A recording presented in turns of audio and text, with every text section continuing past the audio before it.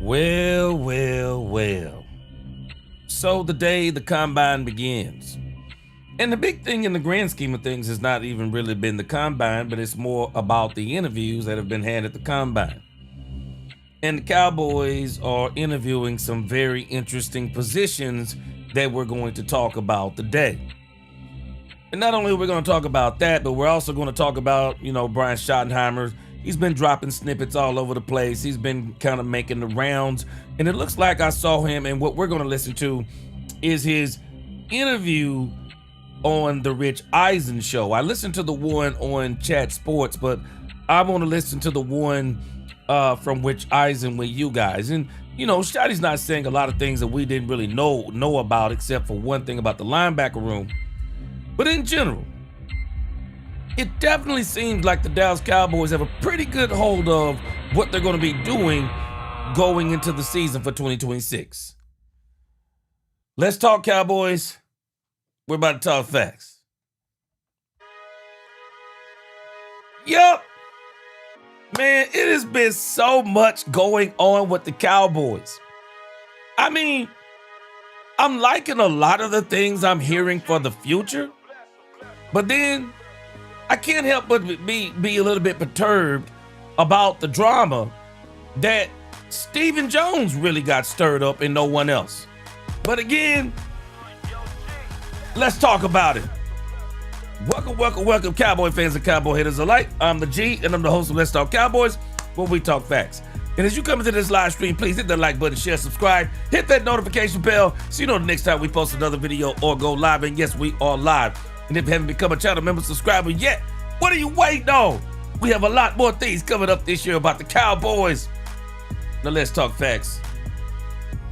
Yep. So, I didn't get a chance to get on yesterday. A little bit busy, got busy this morning. But I'm going to try to catch up on some things that I wanted to talk about yesterday. And I'm going to bring those over into today's news. But I told y'all about this Brandon Aubrey stuff. Man, I didn't believe that Brandon Aubrey story. I'm telling you, I said it from the beginning. I got to hear the whole story. I need to know all the numbers. Because now that we're getting some truth coming out, I still say Stephen Jones should have never brought this, never should have brought this up. But they're not telling the truth about Brandon Aubrey. We're going to talk a little bit about George Pickens. I saw what Ian Rappaport was talking about George Pickens. I think we're going to try to listen to the Ian Rappaport interview on 105.3 The Fan. Then Brian Schottenheimer's been dropping snippets kind of all over X, or people have been recording snippets. I didn't get a chance to get all of them, but I got a couple of them that I want us to check out. Then we're going to listen to Brian Schottenheimer on the Rich Eisen show. Then I want to talk about the issue about Ty Smith and what Clayton Adams talked about. And then I want to talk about who was Brandon Jordan. I mean, I know a lot of people are saying we should be excited about Brandon Jordan, but I'm going to go in depth on why Cowboy fans should be excited about Brandon Jordan and what Brandon Jordan brings to the table. I mean, I can tell you this. The players are going to be the key in all of this, because the Cowboys, at this point, their defensive staff, if they don't succeed with this defensive staff, they will never succeed, because they have put together a heck of a defensive staff. All they have to do is get this defensive staff the right players, let them develop, and man, we may be on to something by mid-season. And by the end of the season, we're going to be rocking and rolling. So, this is what it is. Brandon Aubrey, George Pickens news, Schotty snippets, Schotty and Rich Eisen, Ty Smith problem, Clayton Adams, Brandon Jordan. Let's go. Let's get it.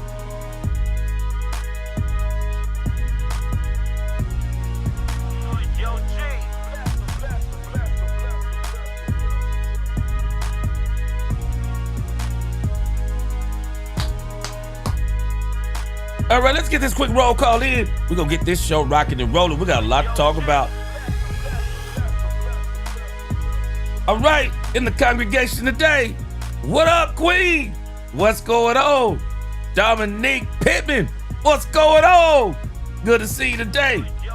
Jason Lewis, Cool Joe 903 back in this thing. What up?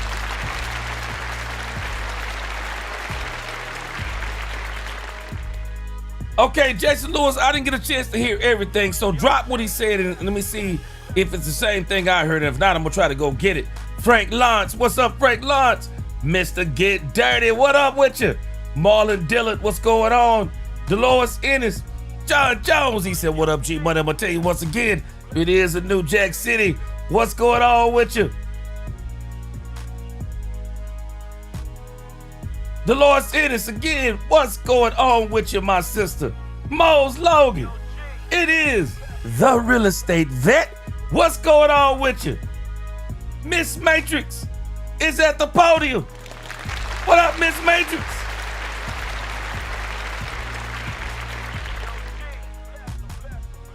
Now, Miss Matrix, understand, the video was before what we heard. But I'm going to give you some more insight on Brandon Aubrey. I'm going to give you some more insight on Brandon Aubrey. Watch this. I'm going to give you some more insight after we get done. Ronnie Dub, what's going on? Good to see you. Enoch Taylor, what's up? Boki Cowboys Celtics, what's going on? He said, really interested in what your take on Coach answers about Pickens. I am not as calm as I was a couple of days ago. Yeah, I know exactly what you're talking about. I don't think I have the clip, but I know what you're talking about. I know what you're talking about. JCT Slice said the obvious priority this offseason has to be defense. I've already told you. My theme for this year is it is the year of the defense, particularly at the JOB and S positions. If we can fix this stuff, Dak and those wide receivers will do the rest. Yeah, we still have 4. Demetrius Noel, what's going on? Lord Nova, Nani Cabal, Big Mouse Dog. What's going on? Katharina Kiss, what's up? Ty Howard, Bump TY5X from the 903, checking in with that. But hey, we're going to be wondering if that's Christian Parker or Pimp C. What's going on? Jeremy Betts, what's going on with you? Dak Owens, what up? Devin Mills, Mac Main, what up, Mac Main? Good to see everybody. Dak Owens said, welcome to Let's Talk Cowboys and We Talk Facts. Come in, hit the like button and let your opinion be heard. Also, please keep the chat clean. Let's go, Dak Owens. Yeah. What's up, Phyllis? Phyllis Guillory, what's going on? All right, we almost done. Good to see everybody. Demetrius Noel said after listening to Schotty, I know what you're talking about. I know what you're talking about. Brian Schottenheimer, he started this, as it applies to George Pickens. I'm not going to go there yet, but it sounded a little Michael Parsonish to me. What's going on, Chanel? Kevin Edwards, what's going on? Nate Sean, what up? Kevin Edwards said it's the best sports talk show, sports channel on the planet. Let's go. JD Burton. Vato Salas 4. What's going on, Vato? Good to see you. Aztec up in there. What's going on? B Dunk. What's going on? Good to see you. Dale Cowell. Cowboys for life. All right, let's kind of deal with, hey, we'll talk about George Pickens when we get there. I'm going to see if I can find the clip on George Pickens. But I want to flip back to Brandon Aubrey for a moment. I'm going to do an updated video today about Brandon Aubrey. But I'm not sure where everybody is on this. But I don't know if y'all remember. I said this on Tuesday. I was not buying Brandon Aubrey and the $10 million issue. I was not buying it. Because when we went back and read the article on it, it didn't say he asked for $10 million. It said he wanted to be closer to $10 million. Y'all remember what I asked? Okay, what are we talking about?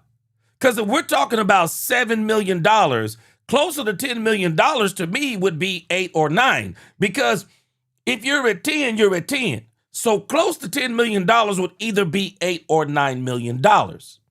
And so Calvin Watkins, and I'm going to give Calvin Watkins credit, but here's my problem.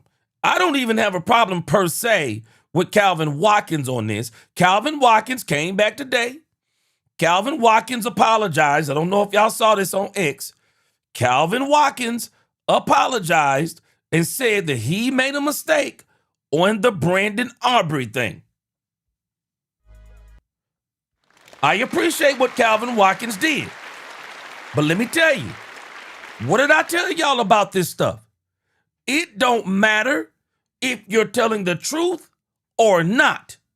When you put stuff out there in the atmosphere, it causes a chain reaction, whether it's a lie or truth. Even if it's a lie, it still gets people to start getting in their feelings and taking sides and all these different things. He said that the Cowboys had offered Brandon Aubrey what? $7.5 million, and Brandon Aubrey turned it down. Well, Brandon Aubrey comes out yesterday, and Brandon Aubrey calls cap. Brandon Aubrey calls straight cap on this whole issue about this $10 million deal. And I'm telling you right now, y'all need to understand something. This was by design.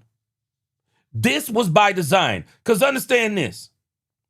Why did Stephen Jones went almost preemptively at 4 players in particular, as it applies to money? Because a lot of the things he was talking about was money. One of the things they brought up was Brandon Aubrey. They brought up George Pickens. Clowney comes into the picture. Overshown comes into the picture. And so everything he talked about was about money. Now, the thing is, if you think about this in the grand scheme of things, Stephen Jones didn't have to reveal any of the information that he revealed. None. And Stephen Jones, watch this. Tell me this isn't calculated. So you say that we got a deal on the table that would have made Brandon Aubrey the highest kicker in the NFL. Tell me this isn't calculated.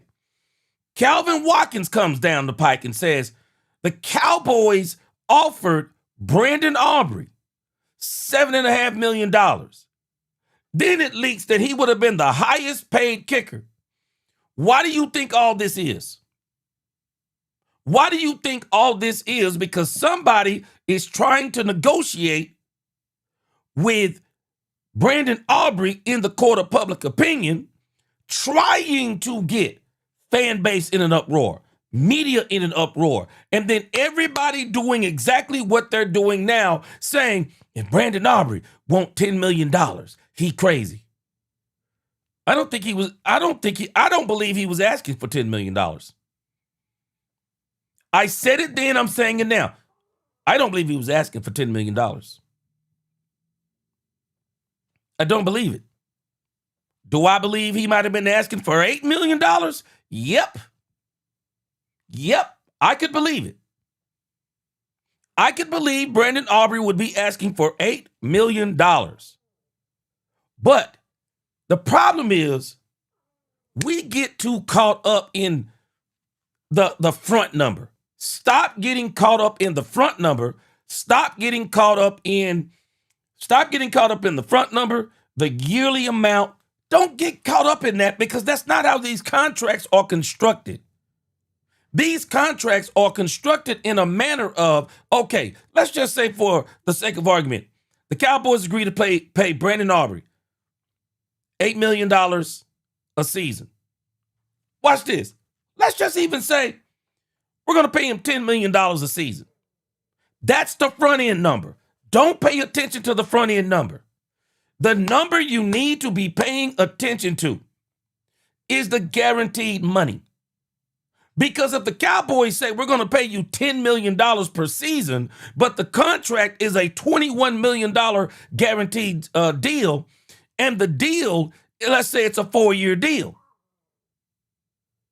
If it's a 4-year deal, $21 million guaranteed, in the grand scheme of things, the way you can configure that contract as you keep messing with it, that contract really isn't going to be but about $5 million or $6 million, 5-something million a season.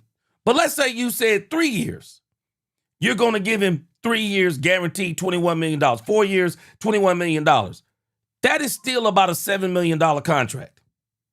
Because you know full well he's never going to receive $10 million a season. Stop it. That is not how these deals are constructed. Even on these kicker deals, these teams that make these kickers, the highest paid kickers, watch how they do these. Watch how they do these deals. I'm telling you, man, we got to stop being fooled. We got to stop being fooled by hocus pocus, man.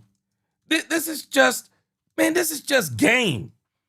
All this is game. It doesn't make sense, though, when you start looking at this up close. The highest paid kicker in the league, Butker, $6.4 million per year, $17.5 million guaranteed. The deal says it's a $25.6 million deal. No, it isn't. No, it isn't. That is not what this deal is. This deal is a $6.4 million deal with only $15 million guaranteed. So in the grand scheme of things, if you were to decide if they decide to cut Butker, they've only paid $5 million per year average. Stop it. Why are we torturing? Why are we doing this to ourselves? And when you start discussing these deals, this is why I told y'all yesterday, even about Brandon Aubrey. Don't tell me what the Cowboys are offering him. Don't even tell me what he's asking for. I just need to know I need to know two things. The number of years and the guaranteed money. Not the fully guaranteed. I mean, not the total guaranteed. I want the fully guaranteed money. Because the fully guaranteed money and the number of years is really the tail of the tape. Let me show you something else. I'm just using Butker as an example. I'm telling y'all right now, this is a bunch of junk. All it is. And I don't understand why the Cowboys are playing this stupid game. It's a dumb game. Because thank God that we can go and look at these contracts and understand, for the most part, how these contracts work. They're not hard to understand. Now, you look at Butker's contract. This is how they did Butker's contract. Butker's contract, even though it was signed in 2024, well, Butker's contract, no matter what, they can get from up under his contract at the end of 2026. They can get from up under that deal. You can easily get from under that deal. Some of these kickers, and it doesn't look like Butker has it unless they've already done some of it. But even when you look at Butker doesn't have any more guaranteed money from what I can tell. Butker doesn't have any more guaranteed money. They can be done with Butker. They can cut Butker at the end and at the end of 2026, they're done. They're pretty much done. He'll hit them for, let me see. Post June 1st release, he would hit them for, looks like about $10 million in dead cap money, savings of $100,000. But the Cowboys, they don't have to work this deal like this. They can work Brandon Aubrey's deal to where basically what you do is you work some void years. You work some void years into Brandon Aubrey's deal. Just because you're giving him $10 million a year doesn't mean he's going to get paid $40 million over 4 years, nor does it mean he's going to get paid $30 million over 3 years. I don't think he was ever asking for $10 million. I think he was asking close to $10 million. Now, what does that mean? Close to $10 million is relative.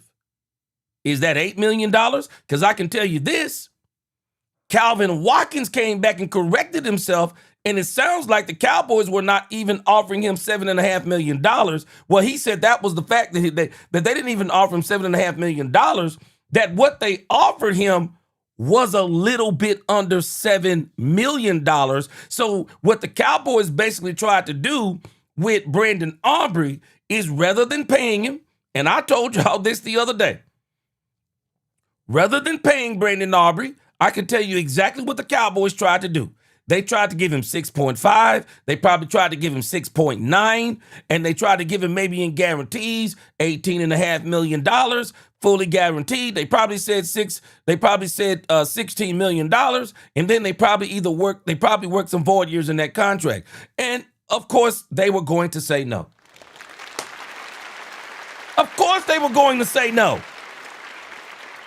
The reality is, and just being honest, the reality is, when you look at the salary cap increase, don't forget about the salary cap increase.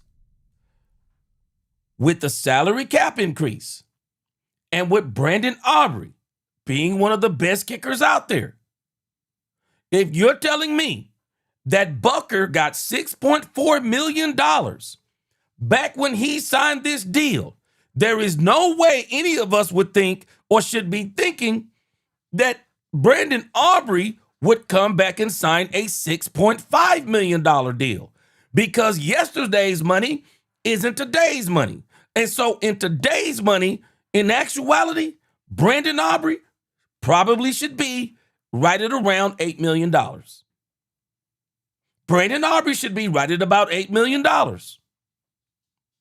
His total guarantee should probably be somewhere around, let's just say for the sake of argument, his total guarantee should probably be around, let's say, $21-22 million. Now listen to the numbers I'm giving you. If I'm giving you $8 million a year and his total guaranteed is $22 million, stop thinking on the front end, because that means that on the front end, that may say $8 million. But if I say his guarantee is $21 million, he's really only getting paid $7 million on a 3-year deal, even if he gets a little bit more of it up front, because I would give him a signing bonus and lessen that money down. But then at the same time, then you'd have to go to what would his fully guaranteed money be. So right now at $15 million, you could easily say for Brandon Aubrey, your fully guaranteed money is somewhere around $17-18 million. Still, in the grand scheme of things, you're only paying him $6 million guaranteed per year. That's what it comes out to. That's what it comes out to. They know doggone well they can work these deals in ways to where that money is easy to cover. The same thing they did with Javonte Williams. Man, the Javonte Williams money is so easy to cover. The Cowboys got the deal of the century on Javonte Williams, the way they worked that deal. Let me tell y'all something. I said this in the video. I'm going to tell you again. I know we don't like what I'm about to say. Brandon Aubrey might be more valuable than Javonte Williams.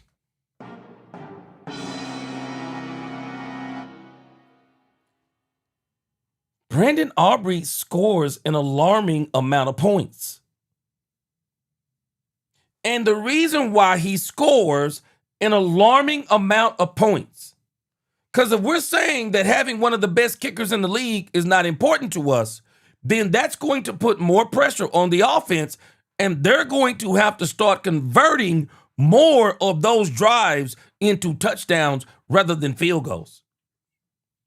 Brandon Aubrey missed quite a few kicks this year because the Cowboys had him kicking field goals at a very high rate. Don't look at Brandon Aubrey like he is the one in the wrong. No, a lot of these Cowboys drives ended with him kicking long field goals.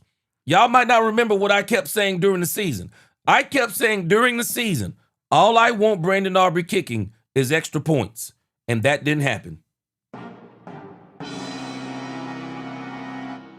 When you're kicking as many field goals as Brandon Aubrey is kicking, well, what do you expect him to want? The man going home every night with a swollen leg. Man, we can look back on games if we want to. Man, Brandon Aubrey was the offense in some of these games. He was the offense. Man, you can't put that kind of pressure on a regular kicker. Also, I'm going to show you something else. I showed you the other day. I'm sorry, Cowboy fans. We got to stop letting what the Joneses do minimize the importance of certain players. If nobody wants to pay Brandon Aubrey $10 million a year as a kicker, I'm not mad at you. But I'm going to tell you this. Stop thinking you can go get Brandon Aubrey, just go get him out of the junkyard.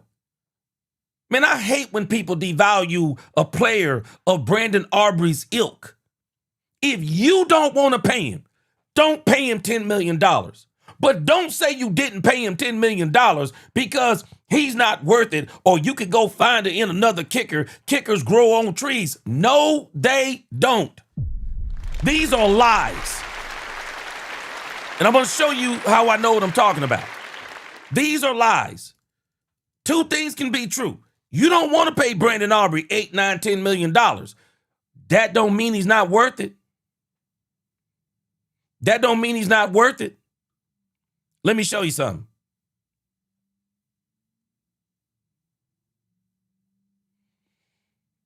This is the list of the last 10 Super Bowl winning teams.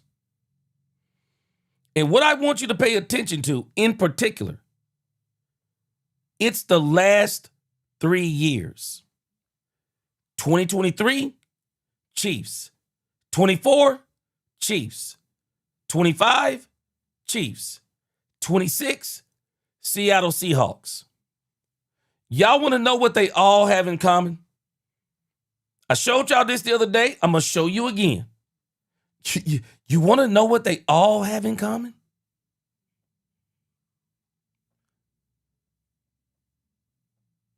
Look at their field goal kickers.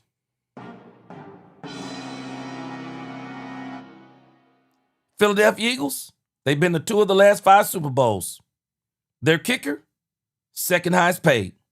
The Chiefs, what have they been to? 3 of the last 5, 3 of the last 6 Super Bowls. Who is their kicker?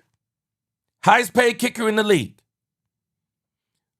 When you look at the Seahawks, they got one of the highest paid kickers in the league. When you look at all of these teams, some of these teams are playoff-worthy teams. Chargers, Bengals they won't get no defense. Broncos, they got one of the top paid kickers. But I'm telling you, those Super Bowl level teams, one of the things that you will notice, they got good kickers and they're in the top 5 paid kickers in the league. Why do you think they did that? Do you think they have one of the top 5 paid kickers in the league because you think they thought that those kickers were not valuable? Man, it is important. It is important. Let me tell you something. I don't care if this kicker only kicks 1 field goal during the season that helps you win an important game in a Super Bowl year. It all matters. It all matters. And I'm telling you right now, we don't need to devalue Brandon Aubrey. All I'm telling you is just because we're not willing to pay him what he's worth, that don't mean he's not worth that. That don't mean he's not worth that. I'm rolling with the Cowboys either way. But what I am telling you is the Cowboys cannot afford. The Cowboys need to find a way to keep Brandon Aubrey. I'm telling you they do. They need to find a way to keep Brandon Aubrey. Bottom line, they need to find a way to do it. I'm not telling you I would pay him $10 million. I'm telling you there are ways to manipulate this salary cap, and everybody knows it. You're talking about a clutch kicker. You're talking about a kicker. Miss Matrix, you're answering your own question. You're explaining exactly what I'm saying. Brandon Aubrey is the safety valve, and he's been the safety valve. Whether that is because of a lack of good play calling, whether that's a poor execution on the plays, it don't matter what the issue is. Brandon Aubrey has been the safety valve. I'm telling us we're wrong on Brandon Aubrey. Reality Cowboy, I'm not going to let anybody do this. You're 100% right. You can get another kicker. You're not getting Brandon Aubrey. Bottom line, you're not getting Brandon Aubrey. You can get me to kick field goals for you. We can get you, Reality Cowboy, to kick field goals for us. I mean, we can get somebody to kick field goals. You're not getting Brandon Aubrey. You're not getting Brandon Aubrey. You're not getting Brandon Aubrey. And I'm telling you, you're not. You're not getting Brandon Aubrey, I'm telling you. Demetrius says, gee, what Aubrey doing looks impressive to people who watch football, not soccer. I play soccer. Every soccer player can easily kick that ball 80 yards. Now, Demetrius Noel, you are 100% right again. But you ready for the next part? Well, why are not all the soccer players coming to the NFL? Why not? Why are all the soccer players, why are they not coming to the NFL? It's different kicking that round ball and kicking a football. And when you are the kind of kicker that you can translate over and kick that football with accuracy, the way that Brandon Aubrey has done. Now, everybody can't do that. Because if everybody could do that, nobody would be paying kickers a lot of money. Everybody would just go to the soccer leagues and say, hey, let's just get a soccer player. Let's just get a soccer player and bring a soccer player over here and put them on the $2.6 million deal that the Cowboys had Brandon Aubrey on for 3 years. If the Cowboys could have replaced Brandon Aubrey, can we use some common sense? And I'm not saying it in a derogatory manner. I'm just saying use common sense, as in, if they could have replaced Brandon Aubrey already, you don't think they would have replaced Brandon Aubrey already? Do we hear what we're saying? If they could have replaced him, they already would have replaced him. You can't replace Brandon Aubrey as easy as we think. You cannot do it. It's not true. And we got to stop devaluing this man because he wants to get paid what he's earned. And I'm still bewildered. I'm still bewildered. This is the part where I'm bewildered by. This is the part where I'm confused by. And I mean this with all due respect. This is what I'm confused by. We're all saying that Brandon Aubrey, this is what I'm laughing at. Everybody's saying, yeah, Brandon Aubrey, man, he ain't worth $10 million. So you're telling me he was worth this? This is what Brandon Aubrey was worth?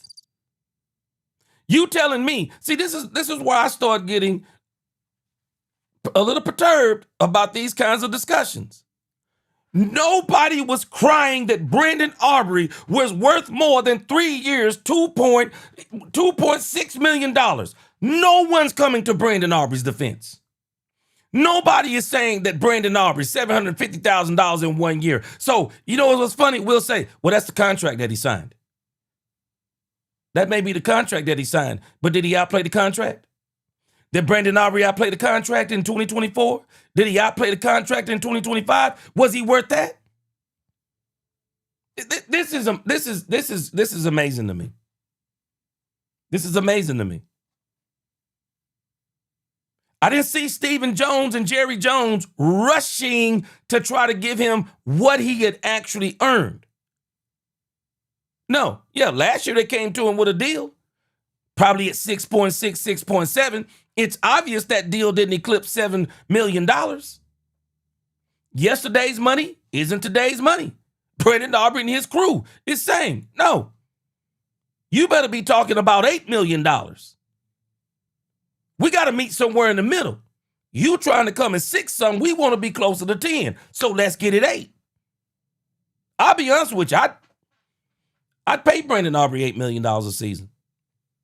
It just is what it is. Because I wouldn't do that to one of y'all. I'm sorry, I just wouldn't. If y'all did a job and y'all have outdone or outperformed your job, and then when it comes time to you to get paid, I'm not going to come to you all of a sudden, now I'm about to devalue you. Now I'm going to devalue you.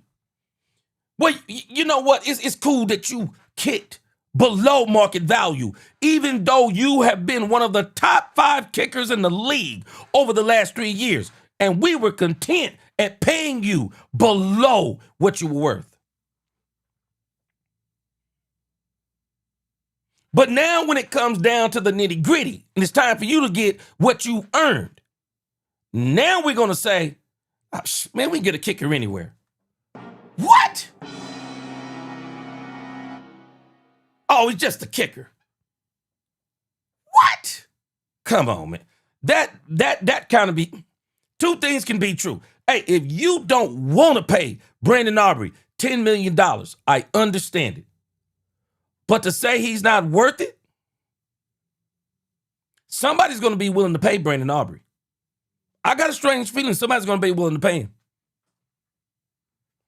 I do. I believe somebody's going to be willing to pay him. Brandon Aubrey is a heck of a kicker. I don't care what anyone says. I'm not going to devalue Brandon Aubrey because we don't want to pay him or we don't want to pay him $10 million. And I still contend, I don't think he was asking for $10 million. And Brandon Aubrey himself came out and called cap on that. So I guess we're not going to believe Brandon Aubrey.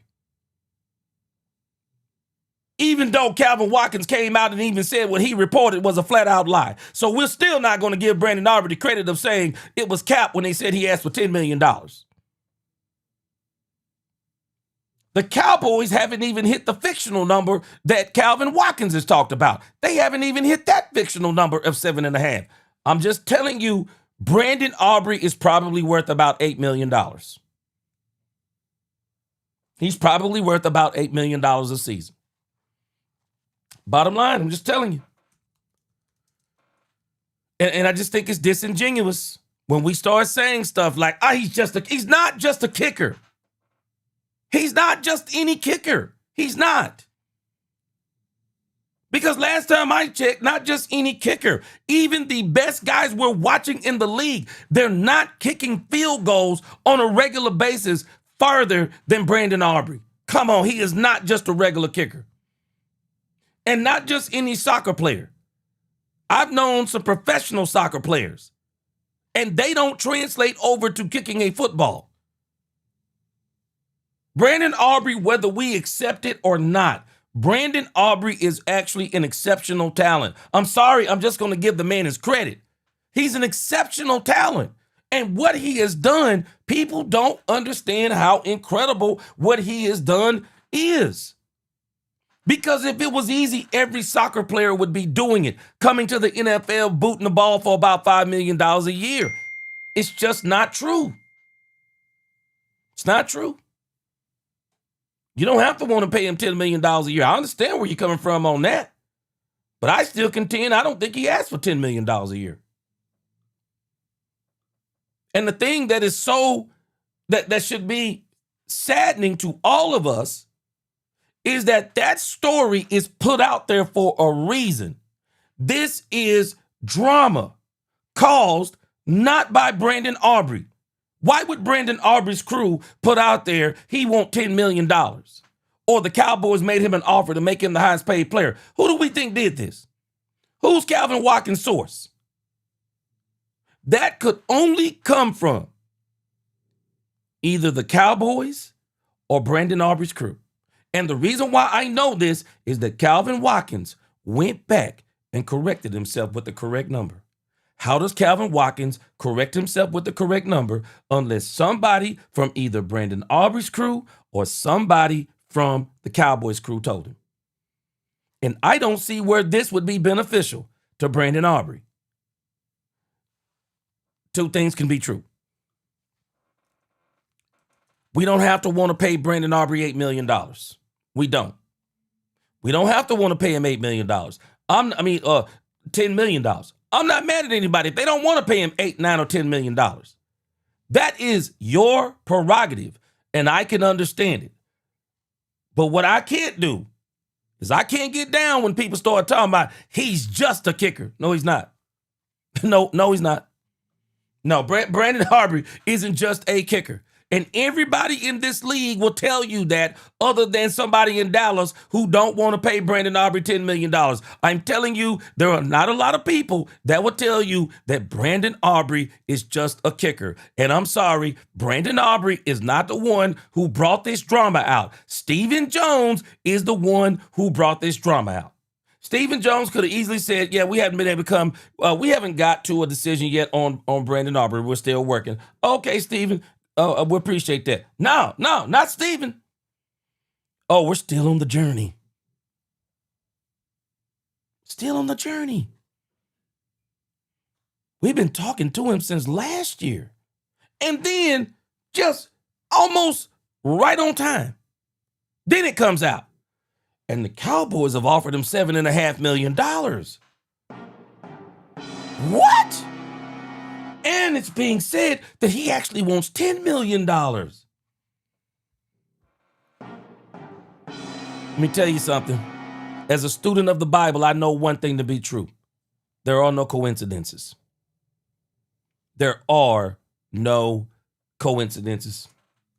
Not buying it. Not buying it. And like I said, two things can be true. I am not mad if somebody don't want to pay the man $10 million. But to start devaluing him, oh my gosh, can't do it. I cannot do it. I can't do it because he hasn't been a regular kicker. If regular kickers could do what Brandon Aubrey is doing, none of these kickers would be getting paid the money they're getting paid. It's supply and demand. If they were out there everywhere, why would the market for them already be at $6 million? No, the market would be more around $1 million because everybody would be saying, oh man, kickers are so easy to replace. No, they're not. Ask some of these teams who have lost games because of kickers. Chanel said, Chad, I will be totally honest. No kickers worth $10 million. Schotty used Aubrey as a crutch, and Schotty play calling showed a sense of garbage play calls as you reach the 50th. Well, I'll tell you this. He may not be worth $10 million. What is he worth? What is he worth? What is he worth? Y'all are proving the point whether you realize it or not. Y'all keep talking about the poor play calling by Schotty, the conservative this, that, and the other. So when they were doing all of that, guess who was here? Guess who was here? Guess who was here making field goals? Guess who was here kicking 50 and 60 plus yard field goals? Guess who was here? Brandon Aubrey. Man, we're trying to penalize Brandon Aubrey for the shortcomings of whoever we're trying, Brian Schottenheimer, whoever. We're trying to penalize this man for their shortcomings. No, I'm telling you, Brandon Aubrey is just not some kicker you're going to say we're going to replace him. Because I'm going to tell us now, everything y'all are saying is proving my point. This is going to put tremendous pressure on the Dallas Cowboys offense. Tremendous pressure. They better lessen these field goals to around 40 yards, 50 at the max. Because that's not what they did last year. That's not what they did last year. Big Mouse Dog, I'm sorry. I think this is propaganda.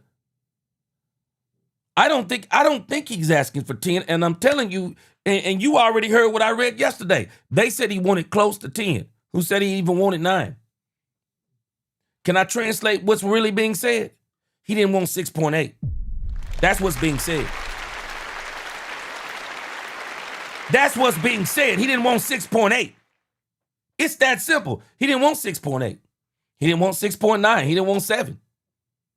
He wants closer to 10. Sounds like $8 million to me. Sounds like $8 million to me. Reality Cowboy, no kicker is more valuable than an NFL starting running back. Well, maybe we might need to have a different conversation. Maybe running backs are worth more in this league than they're being paid.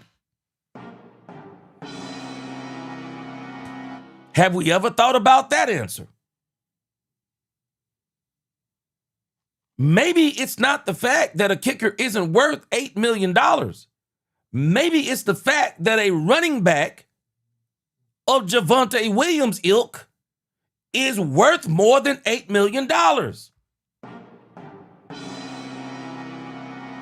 I brought this point up the other day because there is a discussion out there that people are saying Javonte Williams undersold himself. And if you don't think that Javonte Williams was worth more than the Cowboys paying him, when is the last time a player rushed to sign a deal that the Cowboys signed him as if it was quote unquote market value? When do we typically sign players? Team-friendly deals.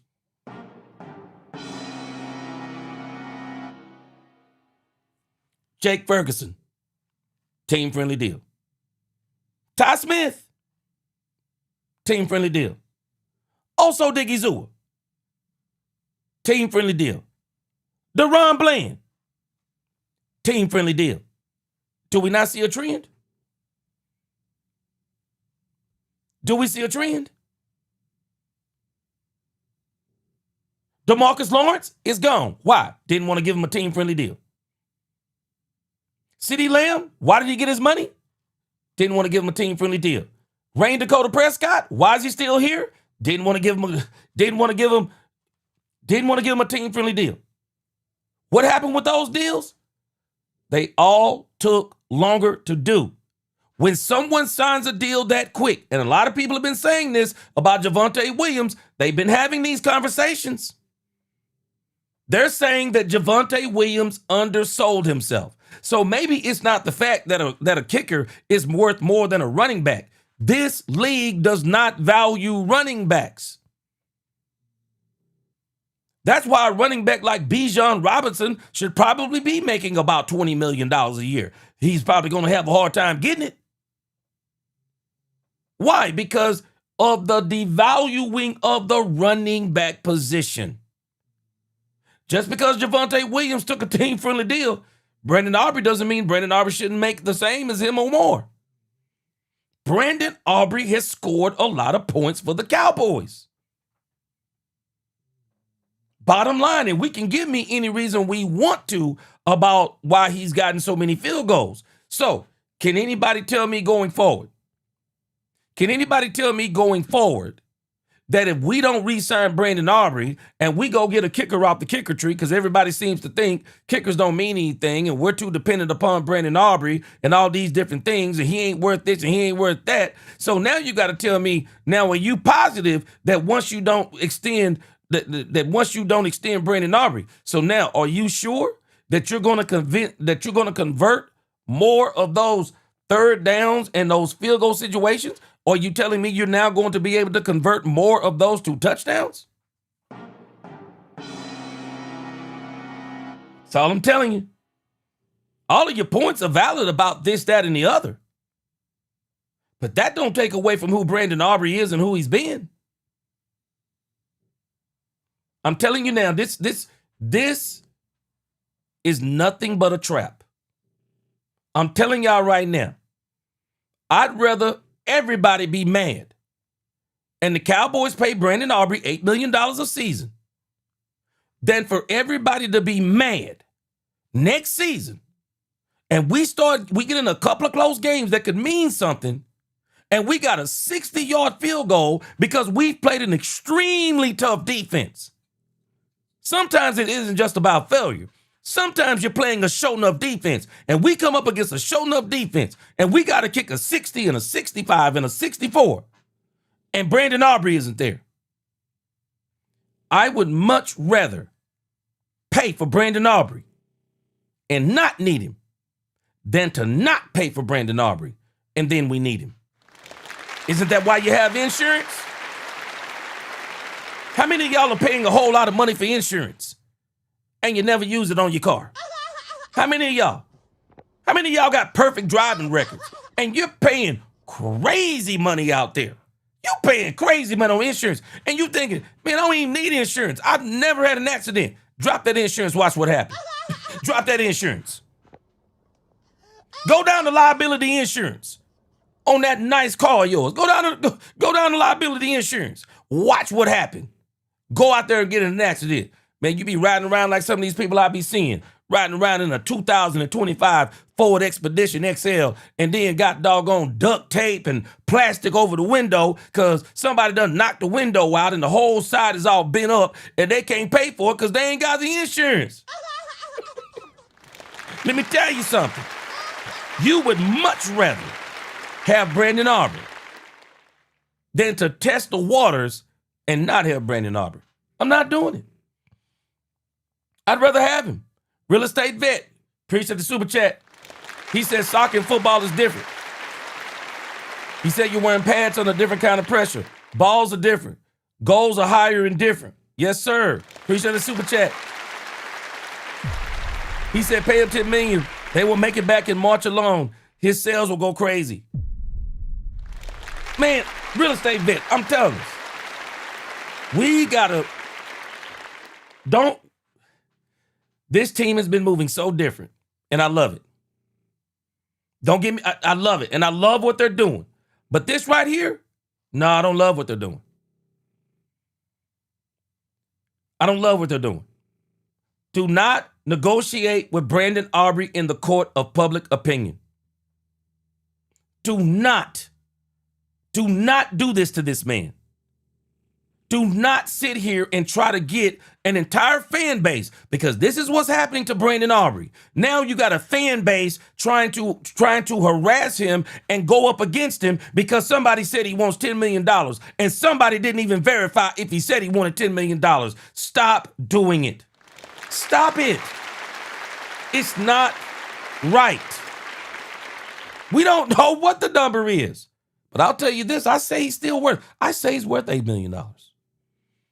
Because I'm telling you, you'd rather have a Brandon Aubrey than not have him. I'm just telling you. Gathering the Kids, appreciate you. Gathering the Kids, I got a friend of mine, a preacher friend of mine, he checks out the show sometimes. And he told me, he said, you think you slick. You done took how you studied the Bible over to the Cowboys. Because I be breaking scriptures down the same way. But again, you just have to, we have to really understand what we're saying here. We're almost being fooled. Like we used to get fooled by Stephen Jones when he would talk about the salary cap and we can't do this and we can't do that, only for us to watch Howie Roseman, only for us to watch the Tampa Bay Buccaneers, the Los Angeles Rams, only for us to continue to watch teams do everything that they said they couldn't do. You cannot be discouraged by the front end number that we don't even know. But just because he says he wants to be closer to 10, I said this yesterday. Okay, we're talking about 6 and 10. What's closer to 10? I would consider 8 being closer to 10 than 7. And even then, what did I tell y'all? I want to know the years. I want to know the total. I want to know the full guarantee. Man, we let people get us mad throwing out one number when we don't even truly know the entire contract. You got to see the entire contract before we start really getting up in arms. Let me see the contract. This is a tactic to get people mad at Brandon Aubrey. Yeah, he want this. He turned down. You don't know what he turned down. Can we see the entire contract you were offering? Because Calvin Watkins had to come back and eat crow because Calvin Watkins is saying, no, that is not what the Cowboys offered him. It was actually below 7. And not only is it below 7, what is the breakdown? I'm telling us we got to stop getting, we're mad at Brandon Aubrey for no reason. We're saying what he's not worth. We don't know. We don't even know what the deal was. But I applaud Brandon Aubrey. I want Brandon Aubrey to go back and say nothing else. If I were these guys' agents, if I were George Pickens' agent, if I were Brandon Aubrey's agent, Jadeveon Clowney, Demarion Overshown, you let Steven talk all he want to. Because I'm not going to go back and forth. I'm not going to go back and forth. I'd tell them up front. I'm not even going to tell them. I'm just not going to go back and forth. I'm going to let them say anything they want to. And I heard somebody say this morning, I was listening to a show they did, and they was talking about, well, if it's a lie, then you come out, Todd French, you come out and tell us what the truth is. Why does he have to tell us what the truth is? Why? Why does Brandon Aubrey agent have to come out and tell us what the Cowboys offered him or what he's asking for? Why does he have to do that? Why does he have to negotiate his contract in the court of public opinion? This media for the Cowboys have gotten so crazy, they are starting to feel, it's like they think they're entitled. I'm not talking about my money. If I'm Brandon Aubrey, I'm not talking about my money until, unfortunately, they make it public. But I'm not talking about my money. Brandon Aubrey don't have to tell us anything about his money. I don't care how many lies that somebody puts out about Brandon Aubrey's pay and Brandon Aubrey's this. I don't care. Brandon Aubrey don't have to tell anybody what him and his agent are trying to negotiate with the Cowboys. And we shouldn't want this stuff out here in the court of public opinion. I remember when I was growing up, and me and my family, one thing that we would do, and we look back these days and we just like, why would we do stuff like that? Man, we would be out there fighting.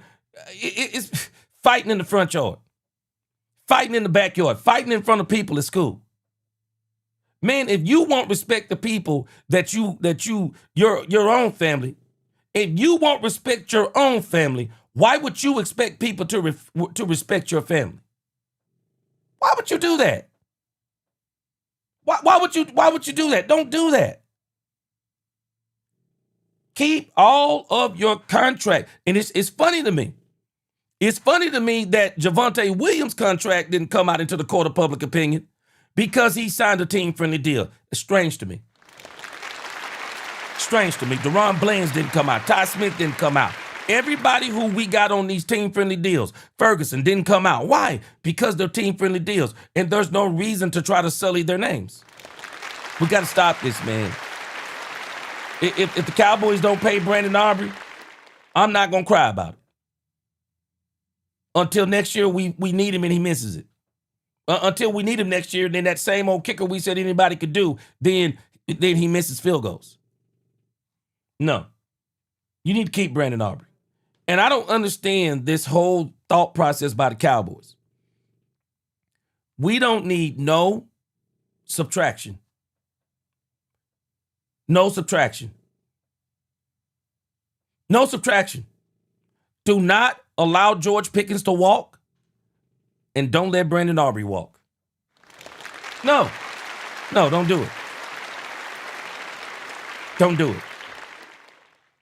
Don't do it. And I'm still not rolling with, why would I want to go get somebody unproven when I got somebody that's already proven? I'm not doing it. Demetrius said the winner of the Champions League get $173 million. The Super Bowl winner get $9 million. I doubt that any soccer player is going to leave to win a Super Bowl. Well, if all these soccer kickers can kick the way we say they can kick, some of them probably aren't going to make what Brandon Aubrey is about to make. Brandon Aubrey is about to make mad money. Mad money.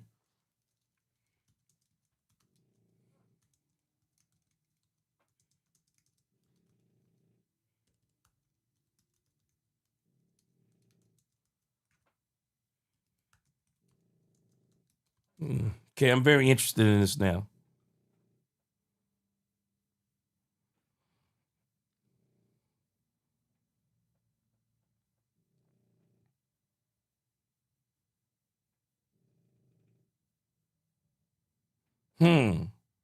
Okay, so let's look at this real quick.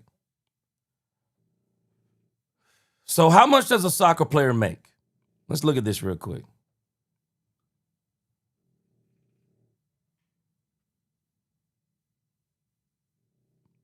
The average salary for a soccer player.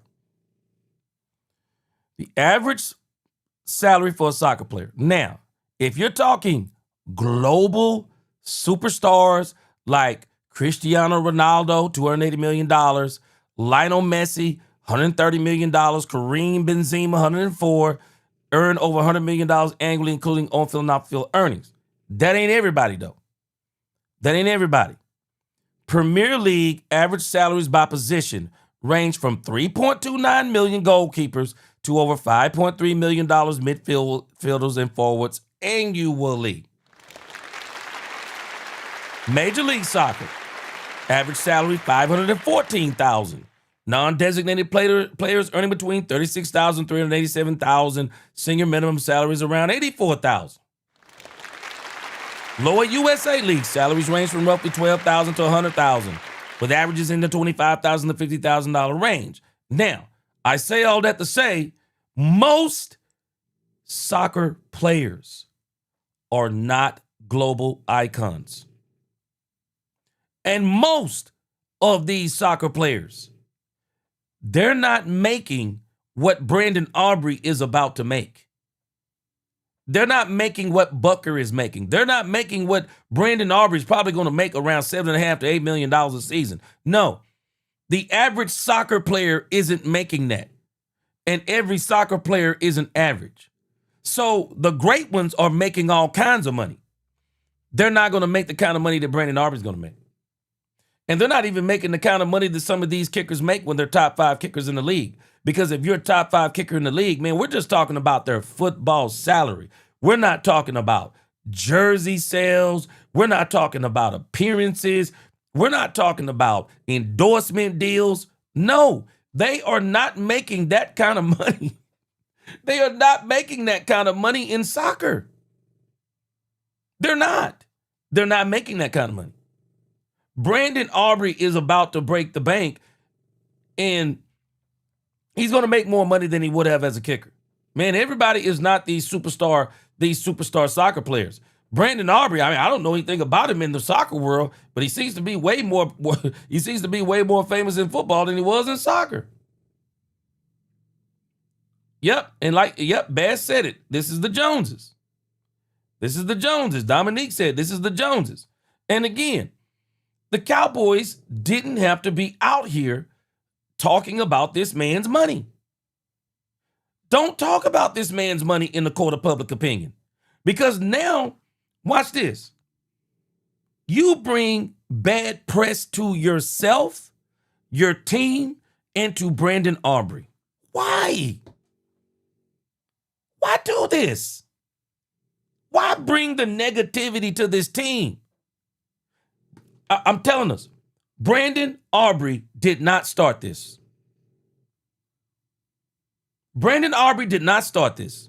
No way, no how, he didn't start this. He didn't.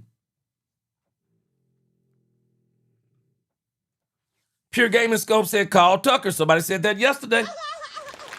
Yeah. Rico Jones. I'm holding out hope, Rico Jones. I'm holding out hope. Rico Jones said if we're going through this with the kicker, that GP3 deal going to be nasty work. I'm holding out hope. I'm holding out hope that we don't. I'm holding out hope. And you know, it's funny to me. As we're talking about the Dallas Cowboys, it's just funny to me. These players that we're talking about signing, isn't it strange we're saying the same thing about both of these players? We're finding reasons to say about Brandon Aubrey. Watch this. We're saying the same thing about Brandon Aubrey that we're saying about George Pickens. Has anybody not noticed this? It's called programming. There has been a campaign on George Pickens, and now that same campaign is on Brandon Aubrey. Has anybody not noticed what they're saying? George Pickens ain't worth $40 million. George Pickens ain't worth $39 million. George ain't worth 38. I heard somebody this morning listening to him on the live stream. George ain't worth this. George ain't worth. It's strange to me what George isn't worth. It's strange to me what George isn't worth all of a sudden. It's strange to me George had a great season, and all of a sudden, but George ain't worth that. Strange to me that we're having this conversation about two players that were pivotal for the Dallas Cowboys in 2025. It's strange to me. We're having the same conversation and we don't even realize it. We're having the same conversation about two players. And why are we having the same conversation about two players who play two different positions? Why are we doing it? George ain't worth that. George ain't worth this. I heard somebody this morning saying something, talking about what market value is. Man, market value is what somebody will pay you, man.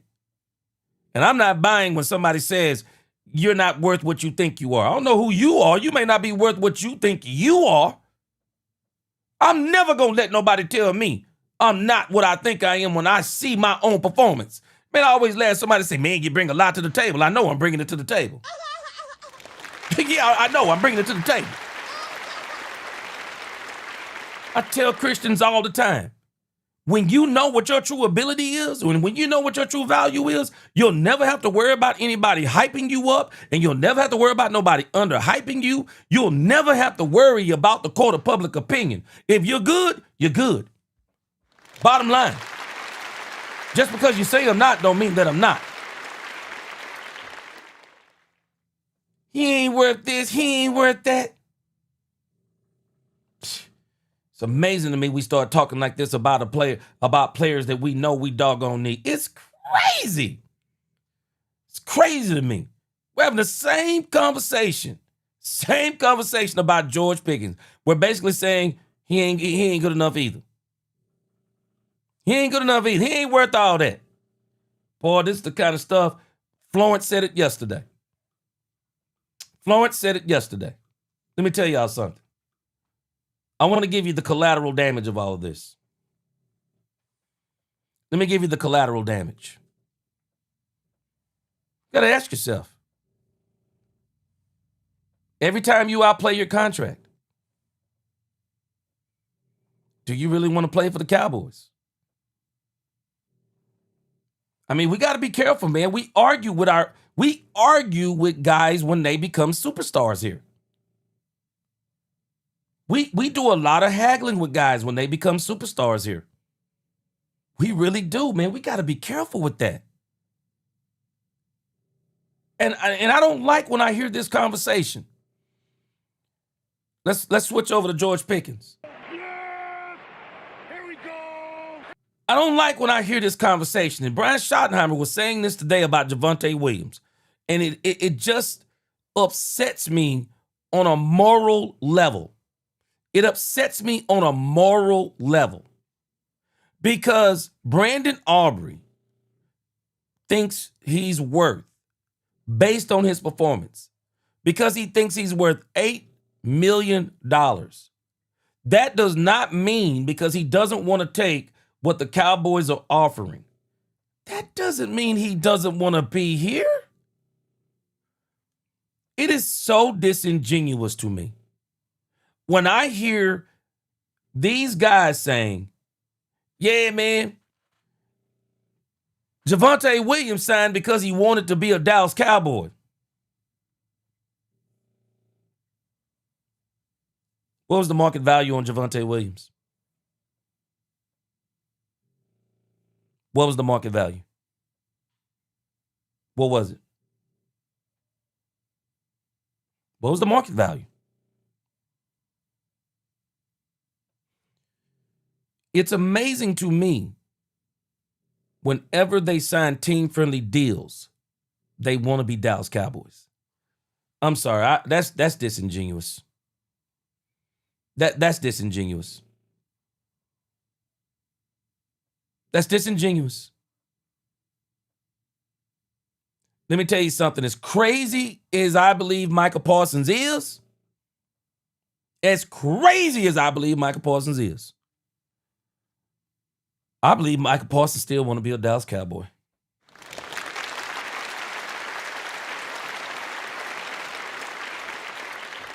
Two things can be true. I want to be a Dallas Cowboy, but I don't want to take the money they're offering. Both of those things are true. Does anybody think DeMarcus Lawrence? Well, he may be an exception. DeMarcus Ware? Does anybody think DeMarcus Ware no longer wants to be a Dallas Cowboy? DeMarcus Ware wants to be a Dallas Cowboy. Bottom line. I don't think we have to say stuff like that. Hey, you know what? They were a great player. We just didn't want to pay him that amount of money. But we don't say that. We just backhand slap people by saying, yeah, the people who take the deal we give them, they want to be Dallas Cowboys.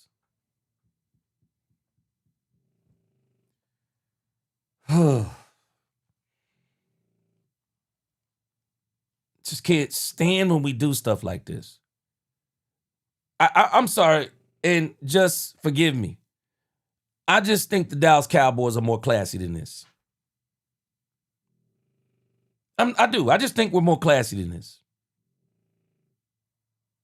We are the number one sports franchise in the world. I just don't think we have to do stuff like that. You get somebody below market value, you say they want to be a Cowboy, but then these other players, they don't want to be a Cowboy. I guess it's true if you're saying they don't want to be a Cowboy if they don't take what we offer them. I guess that part's true. Demetrius says Aubrey's having to kick that many field goals because of Demetrius, you're 100% right. I'm not disagreeing with you on that. And that is the very reason, Demetrius, I'm saying it again, Demetrius. So you tell me, do you trust this coming season we're going to be less dependent on the field goal kicker? we're going to be less dependent. Do we really want to take that chance? That's all I'm saying. Do we want to take that chance? I'm not sure I want to take that chance. I'm just being honest with you. I'm not sure I want to take that chance. I'm just not sure. Do I want to take that chance? I need to get some proof in the pudding before I start taking chances like that. That's all I'm saying. That's all I'm saying. I don't want to take that chance because I don't know yet. I don't know if Brian is going to improve as the play caller we're wanting him to be. 72 Javale said he got a 99-40 Explorer Expedition, 96,000 miles, look like new. No. Incredulous said, told the motor vehicle ain't a good time. I can attest, man. I'm telling you. I'm just telling you, man. I'm just telling you. So sometimes, man, you got to realize something. You're not paying for something because you need it. Sometimes you're paying for something because you don't want to need it.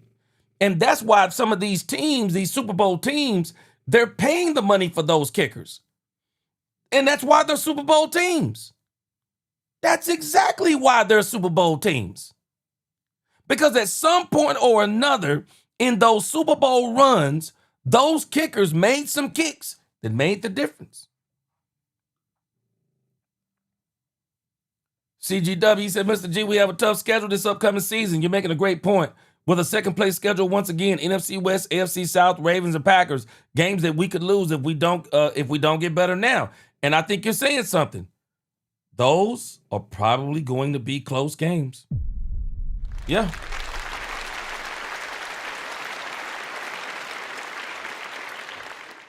Yeah. But again, I'm telling you, I'd rather have him and not need him. I'm just telling you about this dude. I'd rather have him and not need him. I'm just telling you. I don't want to not have him and then we need him. Nah, I'm going to have this dude. Marion, I'm telling you, Marion, we got to stop. I don't think he's asking for the moon. I think we were told he's asking for the moon. I don't think he's asking for the moon. The same way as it applies to George Pickens. I don't think George Pickens is going to ask for $40 million. I don't think George Pickens, even if George Pickens is, and he's probably, I ain't going to say probably, the man is worth $40 million depending upon what team you're talking about. But I'll tell you this.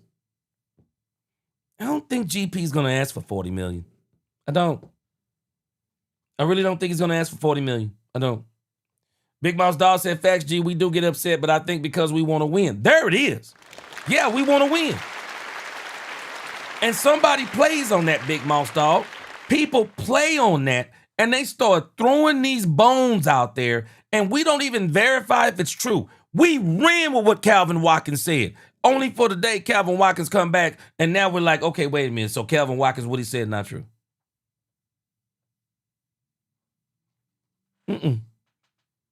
Nope, I'm not getting mad at Brandon Aubrey.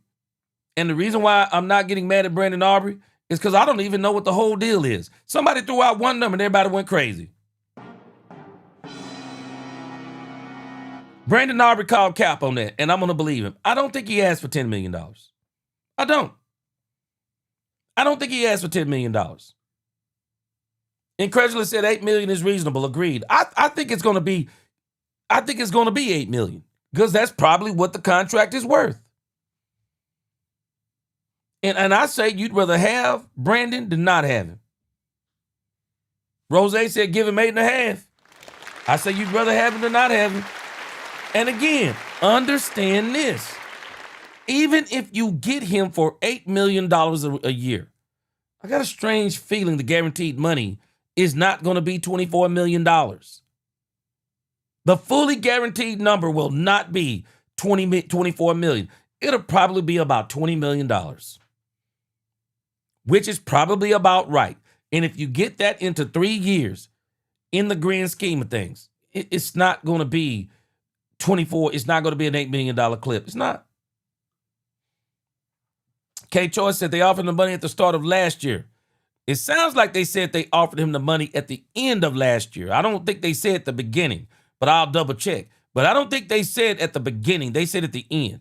We can act like Cowboys sat on their hands and didn't offer him max money. Todd France yelling at reporters because he know he out of pocket. K-Choice, I'm gonna disagree with you on this part. I don't think they said at the beginning. I think they said at the end.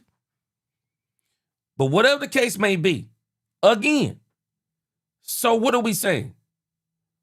Are we saying they offered him $6.6 million? Because it's obvious that Calvin Watkins is reporting they didn't even offer him $7 million. And Aubrey, I'm sure he said no. I'm sure he said no. Bass said Michael Irvin said the funny stuff he ever heard when he said he was there in the room for all his negotiations because that if you think playing with my money, but it was behind closed doors. Yep. I say do it all behind closed doors, but not doing it behind closed doors. Demetri said, "Gee, when Stephen Jones doesn't want to pay anyone because he believes he can take his grade." It seemed like since he wants to do bad when he dies, write him a check. Let's see if he can cash. Bad. All right, let's get over here to GP. Here we go. I'm not going to let Stephen Jones and media members, I'm not going to let them sully this offseason for me. I don't believe what they're saying. I don't. Even about Brandon Aubrey, I don't believe it. I don't believe what they're saying. Brandon Aubrey came out, called cap on it. I don't believe it. I'm going to wait until the deal gets done. And I do believe the deal is going to get done. I believe it's going to get done. Brandon Aubrey is a very good talent. And I think the Cowboys, they're not going to want to be without they're not going to want to be without now Brandon for the Aubrey. C-Note Cowboys. Let's kind of listen to 105.3 The Fan. They had some of the similar comment on Brandon Aubrey, and then we're going to go and hear what Ian Rappaport, I want to hear what he said about George Pickens. Check this out. News of the evening. And I might have done an unfair tease on the Brandon Aubrey news, because the news is he is invested in the launch of a virtual soccer concept that is coming to the Grandscape in the Colony. Pretty cool deal. It's called Toka Social. I guess it's popular in London and Birmingham with plans to extend into Paris and Mexico. But it's basically like a giant touch screen that you kick soccer balls into. So you got your soccer party, you go hang out at it, and Brandon Aubrey, obviously, with the history of playing, locally here, growing up as a kid, then at Notre Dame. Yeah. So I don't know exactly how that would be spaced out, and if somebody wants to hop around the U.S. going from city to city, or you get a storage shed, you work your butt off for 48 hours, you're ready, and now you're ready to sit back and clean up. I think it'd be perfect if you're planning to go on a vacation or something like that. Definitely. I'm intrigued. My parents rent their house, not getting guys to play ball. And if the Cowboys have decided that's it, we're done here, we're going to draw a firm line in the sand, I really can't blame them for it, as annoying as it's been. Sure. I think it's a case-by-case basis, 100%. It's very difficult with the way that they've done contracts. We've seen them get ahead of some, and those turn out poorly. We've seen them wait to the last minute, and they get fleeced on it, and it ends up working out okay. CeeDee Lamb didn't get the top of the market. Dak did, right? Osa gave him a team-friendly deal, 16th highest paid. He didn't have a great year last year. Diggs didn't get the highest paid. He was amongst the highest paid. That was a crap deal. Bland doesn't look great right now. Steele gave him a team-friendly deal. Yet we're trying to cut Terrence Steele every single year. If you look at what he's played for what he's getting paid, it's actually a really damn good deal for Terrence Steele. So the Cowboys are kind of in a very bad spot where they've done it every way, and none of them have been perfect. They've all had their issues with it. But yeah, I mean, this is it's a kicker. It's just so weird. Why are we having conversations like this over your kicker? Just get the deal done. And they're going to put the second round tender on him, and that's what will happen. Yeah. But it's still just really, we're having this conversation over the highest paid kicker in football. I mean, maybe it's not the Cowboys' fault, and they're the victim here of greedy agents. But what Brian said in the first hour is also interesting, that they're getting guys in the bus and saying, okay, well, just checking in with you. We'll see how this thing goes. Maybe they're not working hard enough to make sure they avoid these situations. It could be. I think that's the other side of it. You want to get it done, you can have the eagerness to get it done. The Cowboys' negotiating strategy appears to just be pretend like you're ignoring them. I know that's how Mike McCarthy felt in that strange week after his contract ended up, and he's like, what are we doing here? And the Cowboys were like, Ms. Matrix, you make a great point. Cowboys in these second-round picks. These second-round picks, Ms. Matrix, you said something right there. You said something. Cowboys in these second-round picks. King James said, I'm starting to think Jerry and Steven set Calvin Watkins up and fed him a dud story because Cowboys media has been feeling themselves lately. Hey, King James. Again, where did Calvin Watkins get the first number? But even the bigger question is, where did he get the second number? That either came from the Joneses or that came from Brandon Aubrey's crew. Where did it come from? It's crazy work what we're talking about. It's crazy work what we're talking about here. Work these things out behind closed doors, man. This doesn't. Everybody looks at us when we're doing this stuff. I mean, you got to really be honest with yourself. If you are a superstar player on the Dallas Cowboys team, man, you gotta be kind of nervous if you become a superstar player on the Dallas Cowboys team. I don't care who you are, man, you gotta be nervous. Because if you become a superstar on the Cowboys team, No matter what the reason is, you become a superstar on this team. I mean, you got to really be like, okay, if I take a team friendly deal, it's good. But if I want what I think I am, a top of the market player, it's going to be not a battle, an unusual battle. Everybody don't battle like this. Some teams do, but not every team battles like this with these players. I'm just telling us. Dominique, never say never. You said nobody touching Tucker. Touching Tucker. Never say never. Never say never. That's all I'm saying.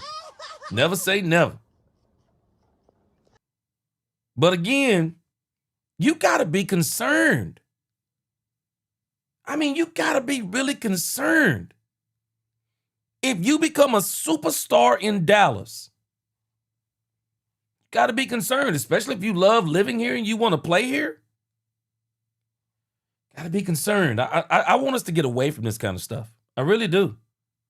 Like, we'll let you know when I haven't heard anything. What is happening? But I also think, like, the reaction is motivating Aubrey to make a deal. Wasn't it interesting yesterday? You gave us the news early in the show that Aubrey said something. His wife said something. His agent's doing a video walking up to the bus saying, the combine is where misinformation spreads the fastest in the entire world.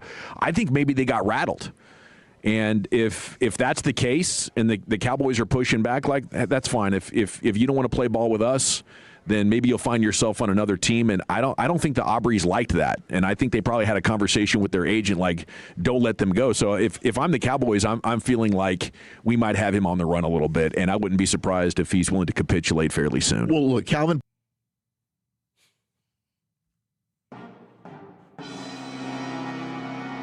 So you hear what this guy's saying?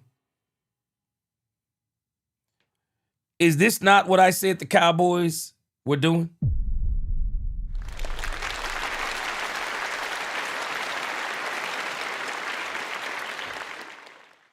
Think about what he just explained in a real fancy way that I said earlier. You put stuff out there in the court of public opinion, and you get everybody riled up, and everybody starts talking crazy about Brandon Aubrey. Because everybody's talking crazy about Brandon Aubrey. Man, let me tell y'all something. You got to have some thick skin around this joint. You got to have some thick skin around this joint, because I'm telling you right now, there are some things to me that are totally off. They are off limits. My wife and my children. They are off limits. And for somebody to come out and say that Brandon Aubrey's wife is the one that told him to go for $10 million or however they said it. Come on, man. Man, we just take this, we just hear this stuff and we just, oh yeah, no big deal. Yeah. What? There's not a lot of things that'll make a man crash out, especially a man who's got himself together. But you start talking about a man who's got himself together, white boy, or children, hey, I'm telling you right now. I'm telling you right now, you better be prepared for what you're going to get. You play stupid games, you get stupid prizes. They talked about this man's wife like she had something to do with, like she spoke over the agent and Brandon Aubrey. Do we not understand how crazy this is? How do we blow this stuff up? And so this guy basically said, all the stuff that got put out about Brandon Aubrey is now going to make him capitulate. This is what we have to do to get somebody to capitulate?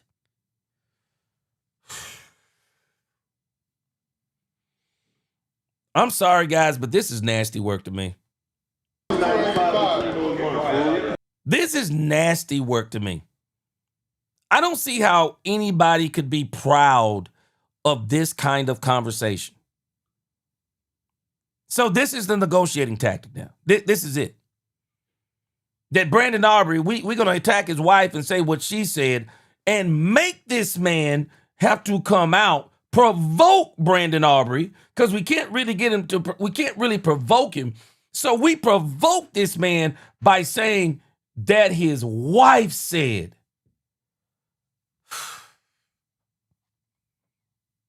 I don't see how anybody is. Gosh, boy, this is crazy. Maybe I'm thinking different. Maybe I'm thinking different. This would make me dig in even. Man, I'm telling you right now, I'd dig in like a tick, man. I'm telling you, I'd be like a tick on the dog. If you thought it was some problems before, you'd definitely be having some problems now. Because once you bring my wife into something and I know she didn't say it, and I know and I got a good sense of where this is coming from, oh my gosh. I don't even see how this guy can say with a straight face that this is cool. What? Why would somebody be surprised this man said something after people accused his wife of being the ringleader of wanting $10 million? Boy, I'm going to tell you, they'd have got more. Boy, I'd have had to pray about this. An apology video saying that it was just miscommunication. He just got the numbers wrong, is what it was, and it wasn't the 7.5. It was something under 7. It was the highest paid kicker, but like, what is Butcher's making 6.4? They could have offered 6.6. The one part we know is accurate is that Aubrey's agent asked for $10 million, and that's the part that's got everybody ticked off and like, what the hell? So how do they know this is accurate? We heard Calvin Watkins misreport. So how do we know 10 million is accurate? Let me show you something. They said they know that 10 million is accurate. So let's go back just for a second. They said they know 10 million is accurate. But if we go back and actually look at what was being reported, this is why I say this is a bunch of nonsense. And Brandon Aubrey isn't the reason for this. He's not the reason. Bottom line, he is just not the reason. So y'all tell me what you think about this. So this is what the report said. But Aubrey isn't ready to sign just yet. According to sources, his camp is seeking an 8-figure annual salary, reportedly in the $10 million range. Is it 10 million or is it in the range? Because 8 million is in the 10 million range. 6.6 million is not in what you would call the $10 million range. We don't know what the number is. We don't know what the number is. And this is why I say I don't understand why. Who are these people saying this stuff? What are you doing here asking for $10 million? So if that's the case, then if Brandon Aubrey wants to stay a Dallas Cowboy, you go to your agent and you say, dude, we're not doing the $10 million. Play nice with them, please. Yeah. But if you ask for $10 million, what do you think he ends up with? I would guess 8. Still a lot more, right? I mean, it's absolutely. I thought the 7.5. He did the same damn thing with Dak. He did the thing with Dak. Asked for 60, and all of a sudden the cavemen just caved. They did. Yeah. I mean, maybe the Joneses and Adam Pacifica and Todd Williams and those guys draw the line. They say, hey, we're not going to fall for this one. But France had a great strategy. Dallas kept pushing it back, and then all of a sudden they said, well, let's go for 60 here. And what happened? He got it.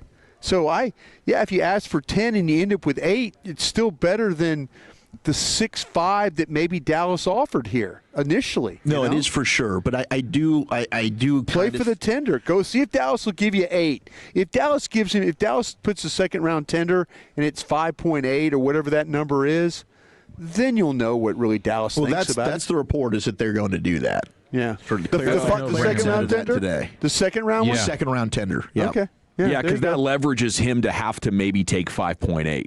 He will. For 1 year, if nobody signs him to a deal, if nobody tries to get him to get a deal, Dallas will owe him for 1 year $5.8 million.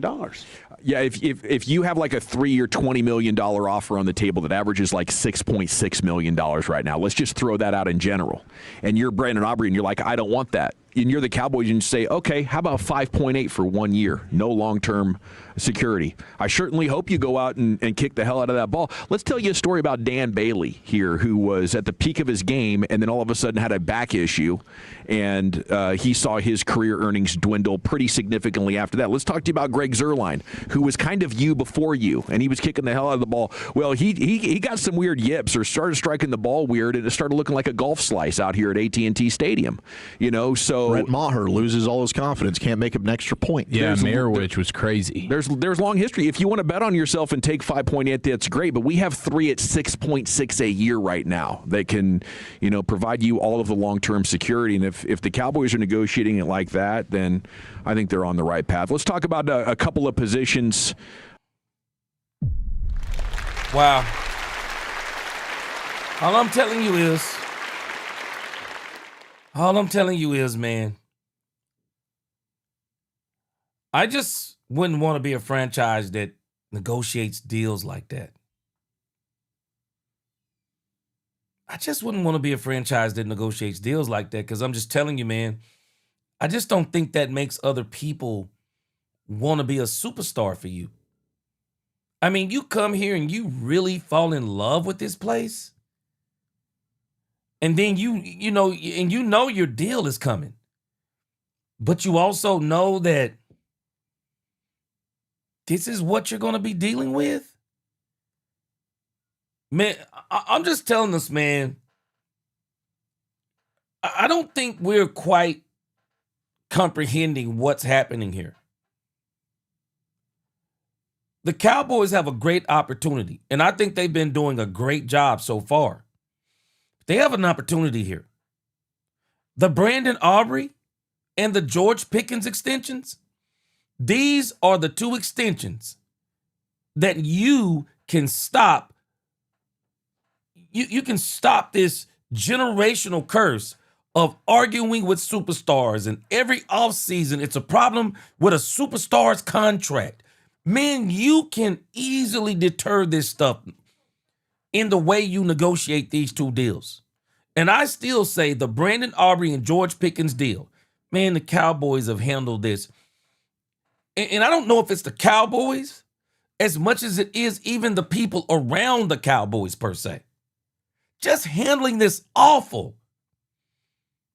We go get another kicker. Oh, it's just the kicker. He ain't worth. Haven't even seen the contract. Oh, put a second round tender on him and tell him he's only worth $5.8 million. Okay. Okay.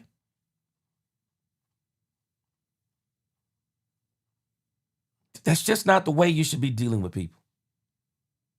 It's just not the way you should be dealing with people. Do this stuff behind closed doors. And if you don't want him, don't pay him. You don't want him, don't pay him. Put a second round. If you want to do that, put a second round tender on him. Brandon, I'm telling you now, Brandon's going to get his money. Brandon's going to get his money, whether it be here or somewhere else. I just hope it don't come back to bite us if he don't get his money here. But some of these tactics that have been used, man, this is crazy work. Oh my gosh. Talking about this man is capitulating because his wife spoke out.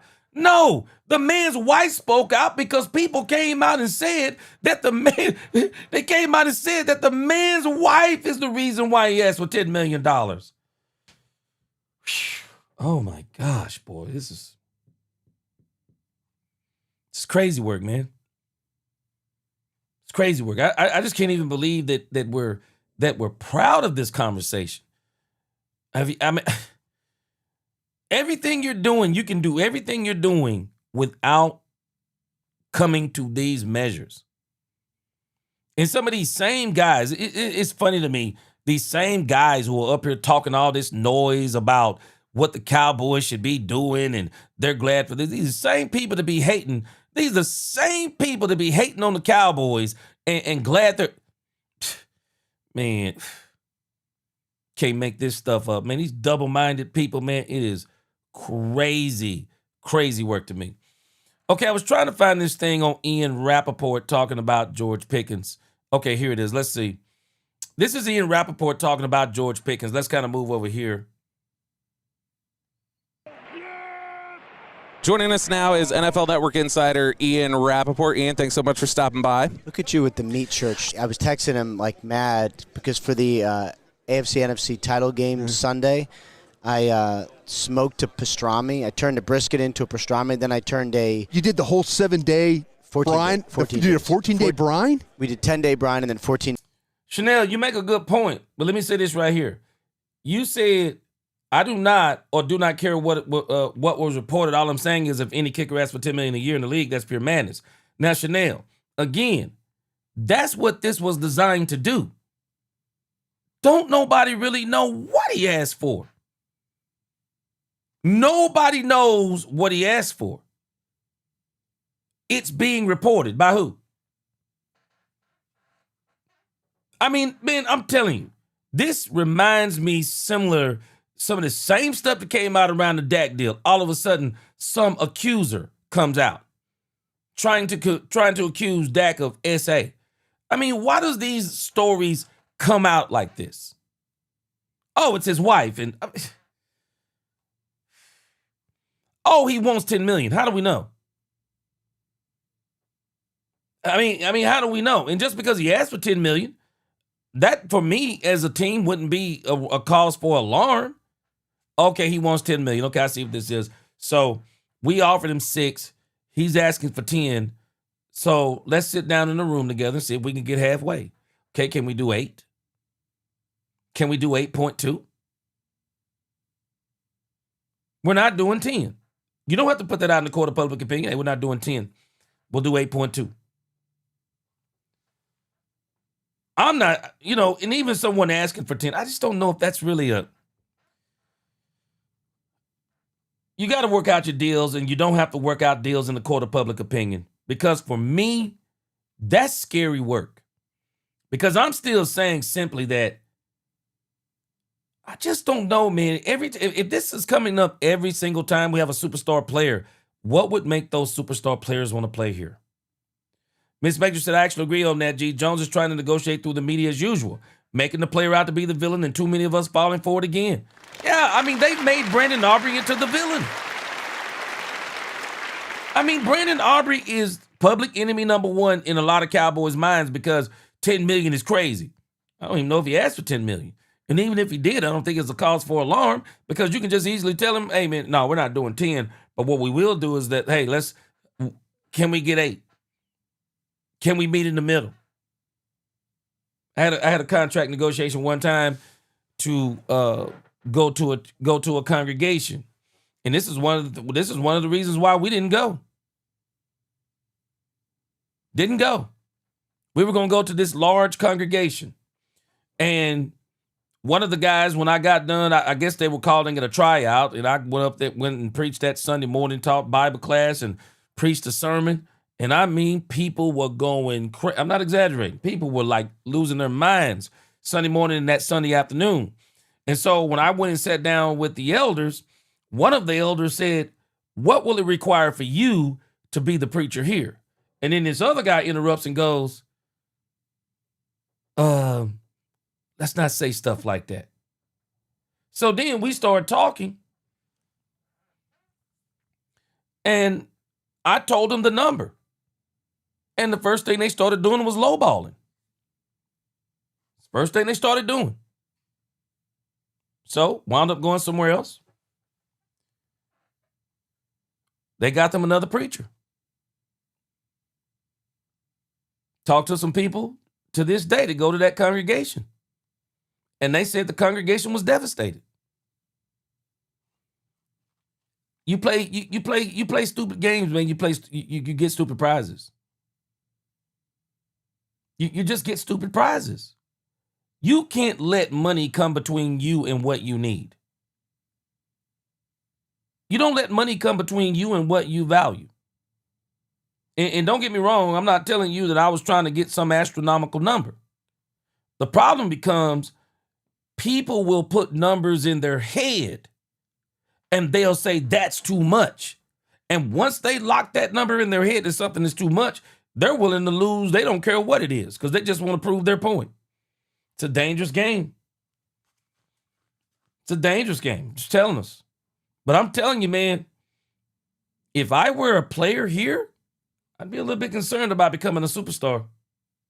Process. Let me read a super chat real quick. Appreciate whoever gave me the super chat. Okay, call. Carrie Boyd, what's going on?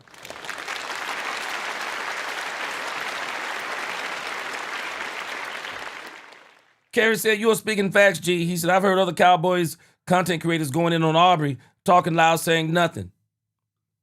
He said, none of us know all the facts regarding Aubrey and the negotiations behind the deal. That's why I'm not mad about it because, man, this seems like some negotiation tactics to me. That's what this sounds like because this is crazy to me. This is crazy to me. It's just pure slander. And they did this exactly for the reason this guy on the radio said. It's the very reason why you've been hearing some of these same people. It's amazing to me. The same people that I'm hearing talking crazy about Brandon Aubrey as far as media members, it's the same people that I'm hearing talk crazy about one George Pickens, talking about he ain't worth this and he ain't worth that. You only had one good year, not mentioning that the man played with the 5 worst quarterbacks in the NFL. Stop it. Stop this madness. Man played with the five of the worst quarterbacks in the league. Oh, this is his first great year. No, he was having great years with those terrible quarterbacks. It's doggone madness, man. It's madness. I just think the Cowboys are too classy for this. I just think they're too classy for it. I do. Frank Lawrence said GP contract opens up all for 30. The GP counter offer $40 million. Meet in the middle, 34-35. Close the deal with guarantees after last year. Make George happy. Frank Lawrence. I'm telling you, I don't think George is going to ask for the money people are saying.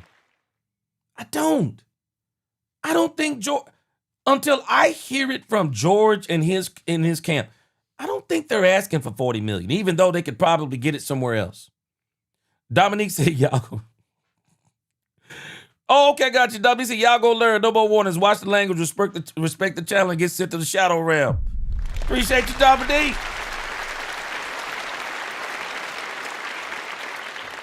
All right, let's check out Ian Rappaport. And then I did at the same. So my wife last time we did a complaint. It's like this whole process. Like, shouldn't you do more rather than just one? I'm like, cool. Yeah. So I did a bonus receivers that nobody wanted except for them, and turning them into a All Pro. Like, there's a lot of guys to pay, but I expect a lot of activity. And what I thought last year was so interesting with Dallas was, there were some free agent moves. Don't get me wrong, but it seemed like at the beginning they were like, we don't love the free agent class. We are going to go make trades. And they made, I think, 5 or something like that. And even like the little ones. And then even into the season, it was more like, all right, where can we exploit this sort of market inefficiency? All right, the trading market is a way to be. And so last year there was a ton of trades. So I think they're going to be active. I just don't know they're going to be like, we're going to spend all this on free agency. It's like, I expect them to change out some players. I just don't know that it's going to be like, here's the biggest bag of money possible. That's never really been their thing. Yeah, and when they talk about budget, obviously a lot of that included is going to be whatever they're dedicating to keeping George Pickens here, whether that's on the tag or whether they're able to work out an extension or whatever it may be. How high up on your list of figuring out things this week is I got to figure out what exactly is how things are developing with this Pickens Cowboys situation? Yeah, I mean, I'm really curious to see which way it goes. I remember when I was talking to Steven at the December League meeting 2 years ago, and my question was like a pretty simple one. It was basically like, how cognizant are you of being so top-heavy? Like, you've drafted great. You've had to pay all your guys. They had, several players who were, at the top of their position because you had to pay them, and I think they would like a more like middle-class, upper-middle-class heavy team. And so I think about that with Pickens. He's a great player. It was an incredible trade, one of the best trades of the whole offseason. And and it's going to be $28 million and a one-year deal. And, like, yes, you can do a new contract with him, but, like, are you going to do it before July? Like, maybe, but historically it's been in July. So then you're going to carry that. Like, I could certainly make an argument that the best value is to trade him, let someone else pay him, get a second rounder or something like that, and then spread the money around on defense. Would you think that?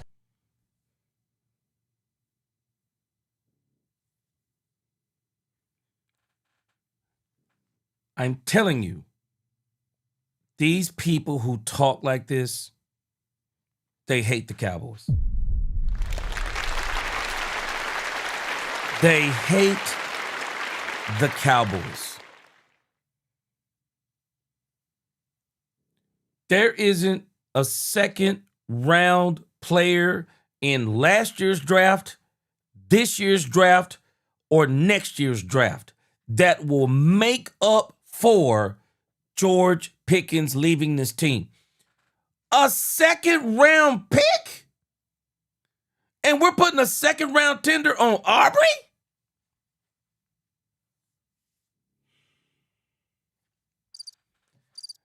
This is literal insanity.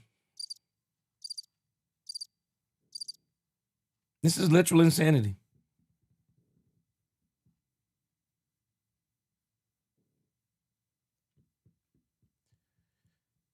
How do you win Super Bowls? Letting go of superstars. Let me remind us of something. For as much as we try to compare Dak Prescott to Troy Aikman and these 90s Cowboys, they were full of superstar players. Full. They were full to the brim. They were full to the brim. Full to the brim. Superstar players. They were full to the brim. What second round player are you going to get on defense? Let's say you get a second round tender for Aubrey, a second round tender for George Pickens, or you trade a second for George Pickens.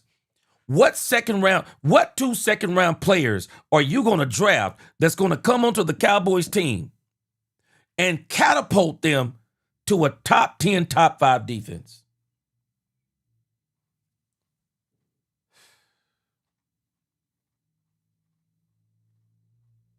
These people hate the Cowboys. That's all I can tell you.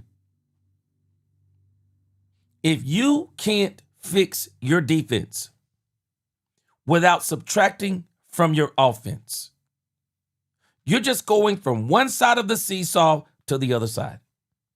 That's all you're doing. You're robbing Peter to pay Paul. You're going to put even more pressure on your defense to get better faster, sooner than later. They got to get better sooner than later. Because where with George Pickens, you can put up a 30 to 35 point game at will. Now you're going to be more in the 28 to 21 range. And that means that your defense is going to have to hold teams to 24 points and below. Boy, you want to talk about people ice skating uphill. Some people love ice skating uphill. If I'm the Cowboys, my goal is simple. I have to fix this defense without subtracting nothing off my offense. If anything, I'm adding to my offense, but I refuse to subtract. I will not get I'm telling you, I won't even get a 0.01 worse than what I was last year. No, I am going to be better than I was last year. And for us to think we're going to be better without George Pickens.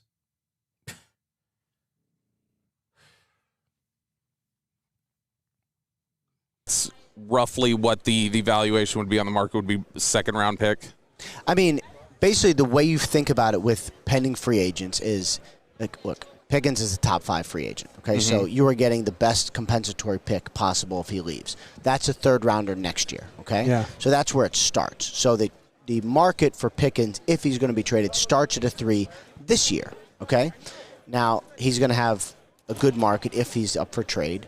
So you're like, all right, well, if he's worth a 3 at minimum, somebody might say he's worth a 3 and more. Okay, then he's probably worth a 2, and that's probably where it goes for me. So, my sense is if he gets a 2, then it would at least be something to consider.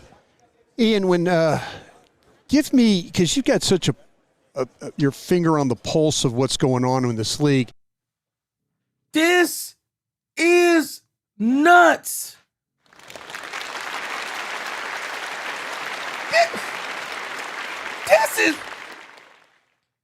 This is nuts. This is all I'm telling you, man. This is nuts. Man, this is a can of Planters nuts, man. This is a can of Planters nuts. I hope the Cowboys aren't. I'm just going to have to give the Cowboys the benefit of the doubt. They have to know.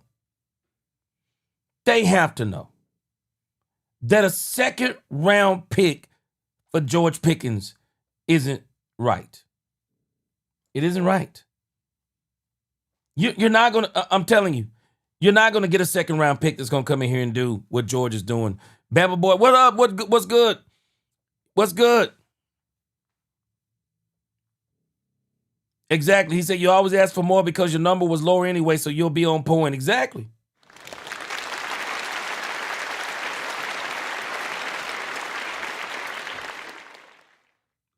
Steve, he says we need players that want to be here. Example. But see, Steve, I can't agree with you on this one. Why can't I want to be here and get paid? Why can't I want to be here and get paid? What's wrong with that, man? What's wrong with wanting to get paid what you're worth and still being here? This is why DeMarcus Ware went somewhere else and won a Super Bowl. He went and got his chip. DeMarcus Lawrence, he went somewhere else and got his Super Bowl. Jordan Love went somewhere else and went to the playoffs. Man, we've had multiple teams. Now, Steve Campanella, let me say this. You just reminded me of a thought that I had and I lost track of it listening to this guy. Steve Campanella, let me tell you let me tell you how what you're saying would make sense. If the Cowboys had been to a Super Bowl in the last 5 years,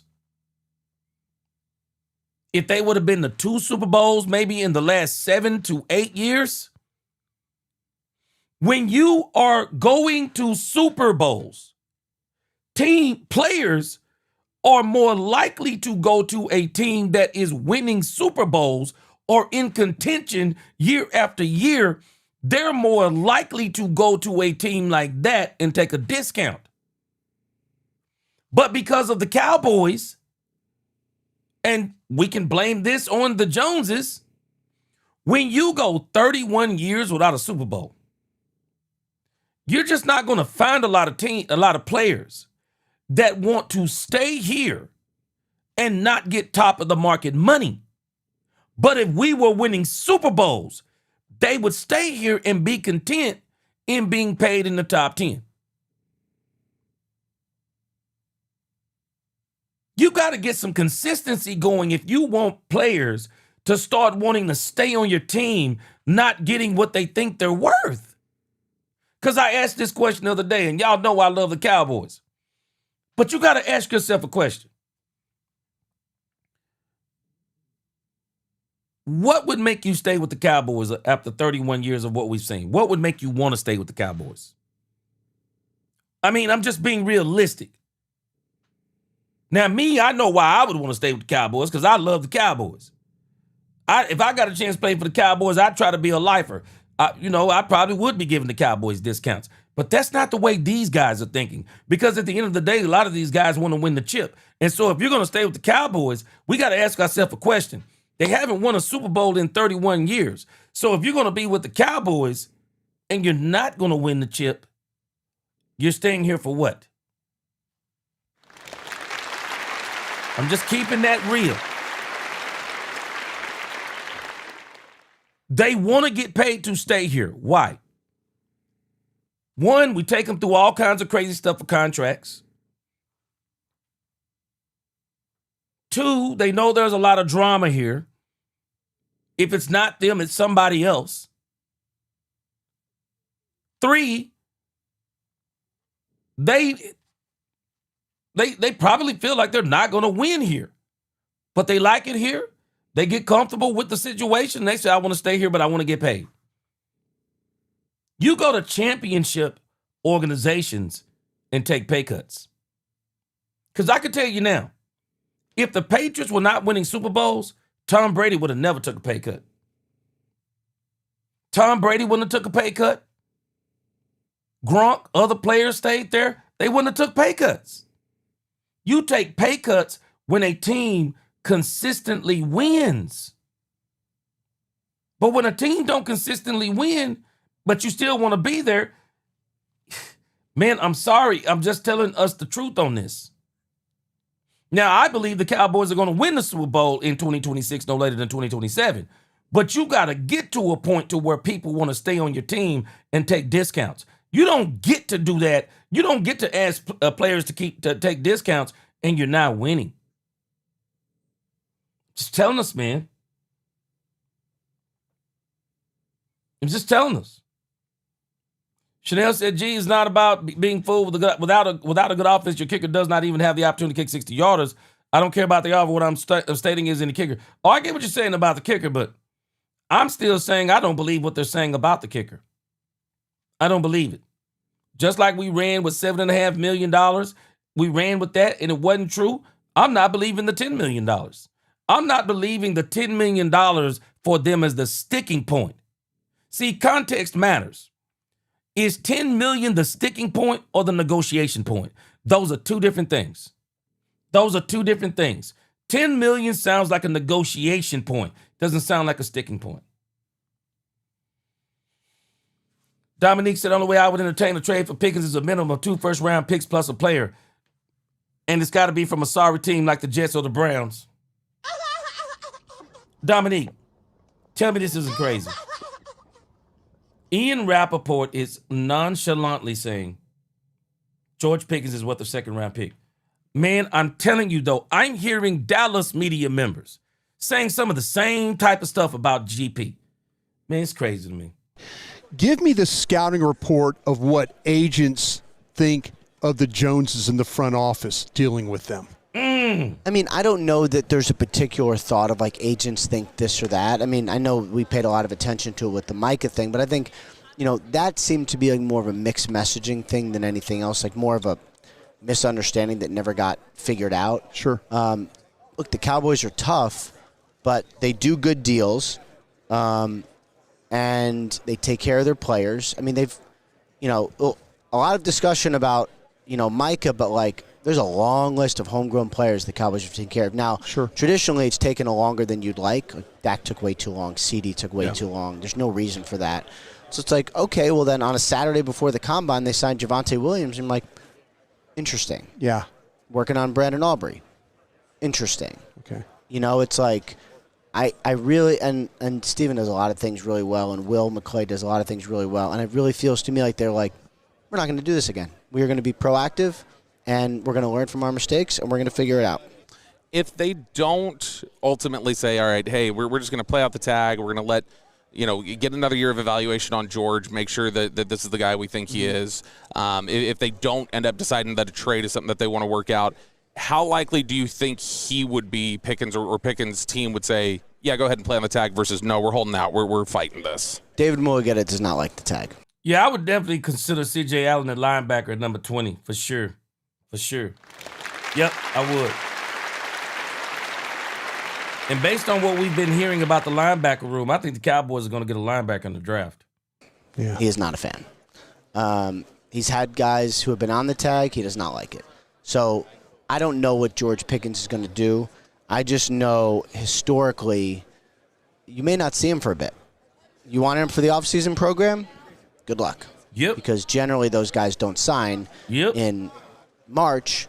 They sign in late August. Yep. If they sign in late August. Because he doesn't have to. He just got to sign by week 8 or whatever it is. So, like, if you tag Pickens and don't do a deal, it's going to be a while, and it's going to be a saga. And, like, good for you guys, not as good for the Cowboys.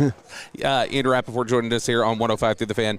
Okay, so in addition to the trade market, we just mentioned Pickens potentially. He could be out there if they've got a deal that they can't get done. The other two big names that are kind of being talked about in the market right now, obviously, are A.J. Brown or Max Crosby going to get dealt. What do you think the odds are that one or both of them does move this offseason? It was interesting. Both of the GMs of those teams came out and said they felt like the players would be there. We'll see. We've heard that before. I mean, you guys heard Jerry talk about Micah a million times.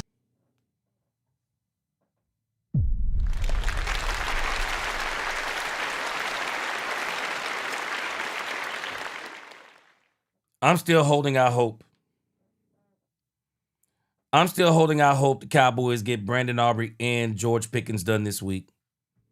Brandon Aubrey, $8 million, $20 million guaranteed, 3-year, 4-year deal. And George Pickens gets $35 million a year, $70 million guaranteed, 4-year contract. That's what I'm hoping for the Cowboys. The Cowboys don't need this type of stuff.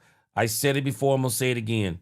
The Cowboys need a quiet, boring offseason. And the combine, even when I knew he was the combine week is anything but that so far. Because, and the reason being is, Stephen Jones came out blasting with both barrels. Putting contracts at the forefront of everybody's mind when this is a week that everybody wanted to be talking about. Everybody wanted to be talking about players and things of that nature. And he come out with both barrels blasting. And so now that's not really what it is about. Very little talk. Very little talk about that. All right, let's go over here to Brian Schottenheimer. I got some Brian Schottenheimer snippets, not a whole bunch. But Brian Schottenheimer, he was making the rounds today. And one thing I know about Schotty is always going to give a great conversation. Yes! Here we go! Schotty is always going to give a great conversation. So this is Schotty, and this is one of the things he said today about Maurice Leofow that's got my spidey senses tingling. Let me see if this is it. All that stuff, but they've got a really good feel for what we've done and how we can build on it. And okay, this is the offense. Point's going to be moving GP around. GP's a guy that, again, he wants to be moved around. He likes it, and it challenges him. It keeps him engaged and locked in. And but they've got a good start on that, and I got to get caught up a little bit. Nick, they've done. Now we'll see, because he made some other comments to kind of make you go, you don't even know if they're going to sign George Pickens. I mean, you don't even know if they're going to sign him. So it seems like he's kind of come to the conclusion of that if they don't, I don't know. He was really giving some very, very vague answers as it applies to that. Let me see. I thought that was the Maurice Leofow, but if not, I'll kind of tell you what he said. Let's see. Not that one.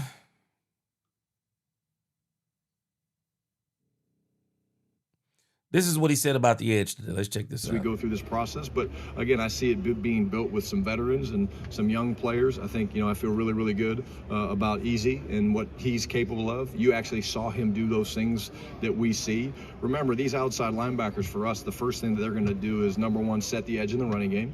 Number two, they're going to affect the damn quarterback. Okay, and then occasionally they'll drop.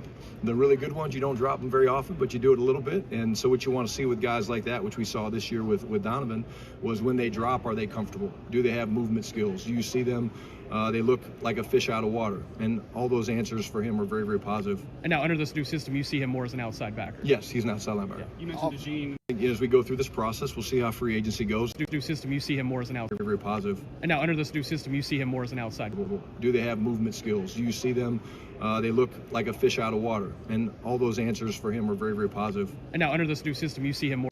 But again, I see it being built with some veterans and some young players. I think, I feel really, really good about about easy and what he's capable of. You actually saw him do those things that we see. Remember, these outside linebackers for us, the first thing that they're going to do is, number one, set the edge in the running game. Number two, they're going to affect the damn quarterback, okay? And then occasionally they'll drop. The really good ones, you don't drop them very often, but you do it a little bit. And so what you want to see with guys like that, which we saw this year with Donovan, was when they drop, are they comfortable? Do they have movement skills? Do you see them? They look like a fish out of water. And all those answers for him are very, very positive. And now under this new system, you see him more as an outside backer. Yes, he's an outside linebacker. Yeah. You mentioned Okay, so that's Donovan Ezeraku. They say he's going to be, of course, we already kind of figured that out. We talked about it the other day. Now, where my concern is this particular thing right here, and I'm just going to pull up the post, and I'm pretty sure y'all have already heard this, but this is the one that has me concerned.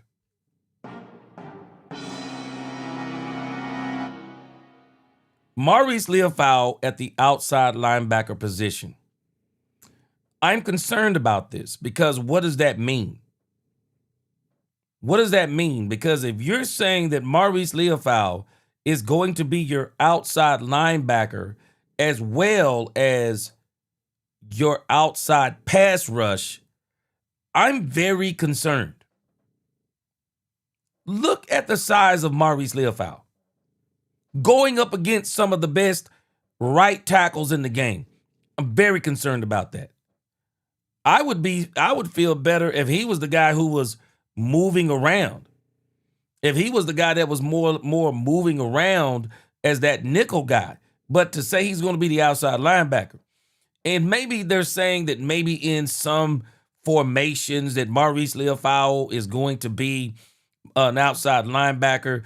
Donovan Ezeraku was already doing a great job of setting the edge and stopping the run. So I'm not concerned about Donovan Ezeraku per se, but I am very concerned that if this is what we're doing with Maurice Leofau, man, we got some issues. We got some serious issues. We got some serious issues. I think the Cowboys are going to go in the draft and get a linebacker, and I think they're going to get one in free agency too. I don't think the Cowboys can go into this season and Maurice Leofau actually be your answer to outside linebacker. You better bring some competition in for that. I'm just keeping it real. And one of the things that I'm starting to realize as I listen to the Cowboys talk about what Christian Parker is going to be doing, one of the things that I'm starting to be very cognitive of is that it seems like they're trying to get them to develop the players that they feel are really good players. You know, so I'm really wondering how many top players are they going to bring in for Christian Parker? Because it sounds like to me, the Cowboys feel like they got more great players than we believe they have. Because for me, I mean, it was a no-brainer for Quinnen, Kenny, Osa, Donovan. I mean, those were no-brainers to me. Demarion Overshown, Savon Revel, Deron Bland, because I just think they are just basically part of the plan. But when you start telling me that Maurice Leofau is going to be your outside, I also heard him talking about Shamar James, and I'm just kind of like, wait a minute. I'm like, wait a minute. So we're basically saying we want Christian Parker to come in and develop the players that we already have, because are we saying that the reason why the players we have right now were not good, are we saying they were not good because of Matt Eberflus, but Christian Parker can come in with those same said players and just maybe add about 4 or 5, but he can come in with those same said players and he can do way better. Man, I'm struggling with that one. I'm struggling with that one, man. Y'all tell me what y'all think. Man, I'm struggling with that one. It just seems to me. It seems to me this team needs some players on defense. They need some players. I'm not talking about bodies. They need players. They need guys who going to come in and are going to make immediate impact. And this is the second time I've heard this thing about the Cowboys. Jerry said they're going to bust the budget. Now, my concern becomes if the Cowboys are talking about busting the budget, as in counting extending George Pickens and extending Brandon Aubrey. And then you go into free agency and you don't get a couple of big fish. Because I'm telling you, the Cowboys got to get a couple of big fish. And not just big fish for the sake of getting big fish. The Cowboys need to get a couple of proven players. Not a player that needs a second chance. Not a player that's coming off of an injury. They need to get players that come in and they make impact. And you get that rookie class that comes in and you let them build, you start developing them and you work them in slowly but surely. But it seems like to me, from what I'm hearing, they're trying to, it's like they're saying Matt Eberflus was the problem. And we got a lot of good players on this team. I'm really very interested in what they're going to do here.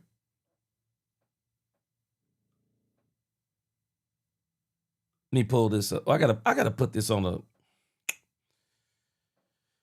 Okay, I'll make sure I do it tomorrow. I gotta put this on a sheet. I have a list of these unrestricted free agents that are coming up. And when you start looking at some of these unrestricted free agents that are coming up, I mean, the Cowboys.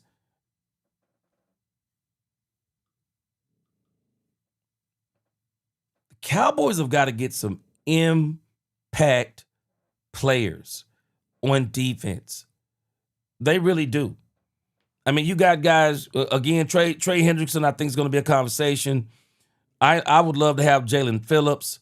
You got Khalil Mack, Joey Bosa, Josh Uche, Cameron Jordan, Draymond Jones, Joseph Osai, Jadeveon Clowney. We're gonna talk about that in just a moment too. Jadeveon Clowney, you got Odafe Owe, Boye Mafe. I mean, the Cowboys have really got to go out there and they got to get a show enough off the ball linebacker. I mean, Leonard Floyd is going to be out there. I mean, the Cowboys have got some guys that could probably come in and make an immediate impact. I've been seeing people say the Cowboys don't want to go get Bobby Wagner. Okay, I understand that, even though I believe Bobby Wagner is going to go to somebody's team and wreck shop. And teams are going to be regretting again not getting him. Devin Lloyd is going to be out there. Alex Singleton from Denver. There are just a ton of players out here. The Cowboys have really got to make some impact. They got to make an impact in this doggone free agency. They just can't go in here and say, we're just going to get, we're going to be mid-pack. Man, they got to go in on a couple of these, one or two of these guys and say, we're playing on day one. I just believe the Cowboys gotta do something on day one.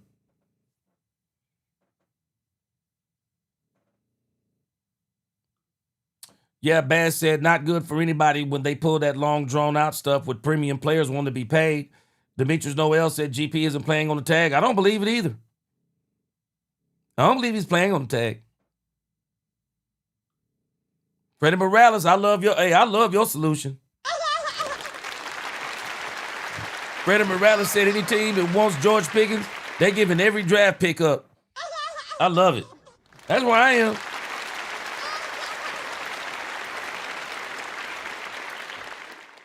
Bass said Will McClay is valuable. Sometimes I just got to say he's not hit on some of these picks, and he too can be a house naysayer. Oh, yeah, who don't speak up when needed to.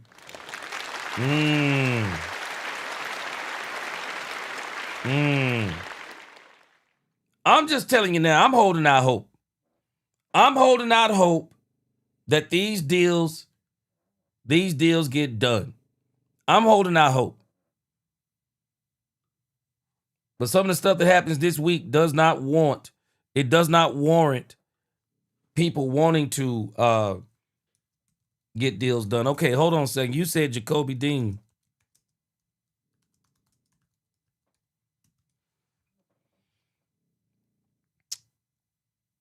Okay, Nakobe Dean is considered a logical target for the Cowboys. Oh, okay, in free agency, okay. Yep, another one of these Philadelphia Eagle players, right? Hey, I would love it. Because I think they need some impact players. I really do. I think they need some impact players, straight up. All right, let's go over here. Got a couple of really great segments coming up here. Let's check out Brian Schottenheimer.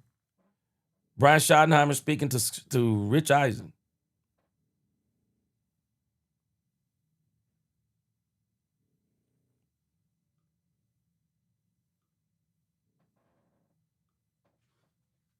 The head coach of the Dallas Cowboys, Brian Schottenheimer, here on the show. Good to see you, man. How are you? How you doing, man? Good to see you. You said what I was going to start this interview with, so I'll do it anyway. We go way back to a sushi dinner at the Pro Bowl in Hawaii in 2005.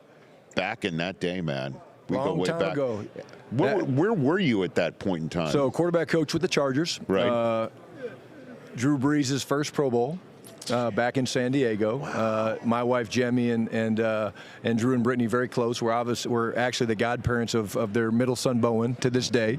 So they took us out there, and yeah, sure enough, I remember sitting there having sushi, and I think you were just getting started, and I was just a quarterback coach in San Diego. It was the first Pro Bowl I'd ever covered for NFL Network.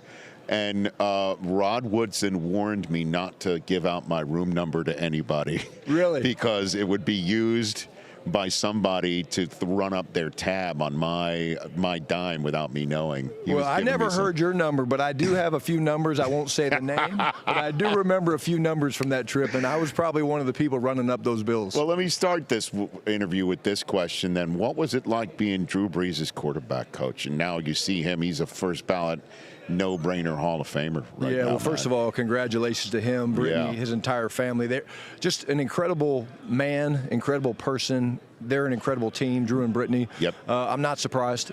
This guy was just unique in every step imaginable in terms of the man, the person, the work ethic, the preparation. Yeah. I'm so proud of him. The only positive thing that came out of it, because my ego was totally bruised, was he did take the last snap when they took the knee. He grabbed the ball, and that's the ball sits on my son. Maybe I was the problem. You know? And now he won't pay for a meal in New Orleans the rest of his life No and doubt. things of that nature. How did you find being in HC for the first time? You know, obviously you've been around coaching. You know what it is. We've already established that.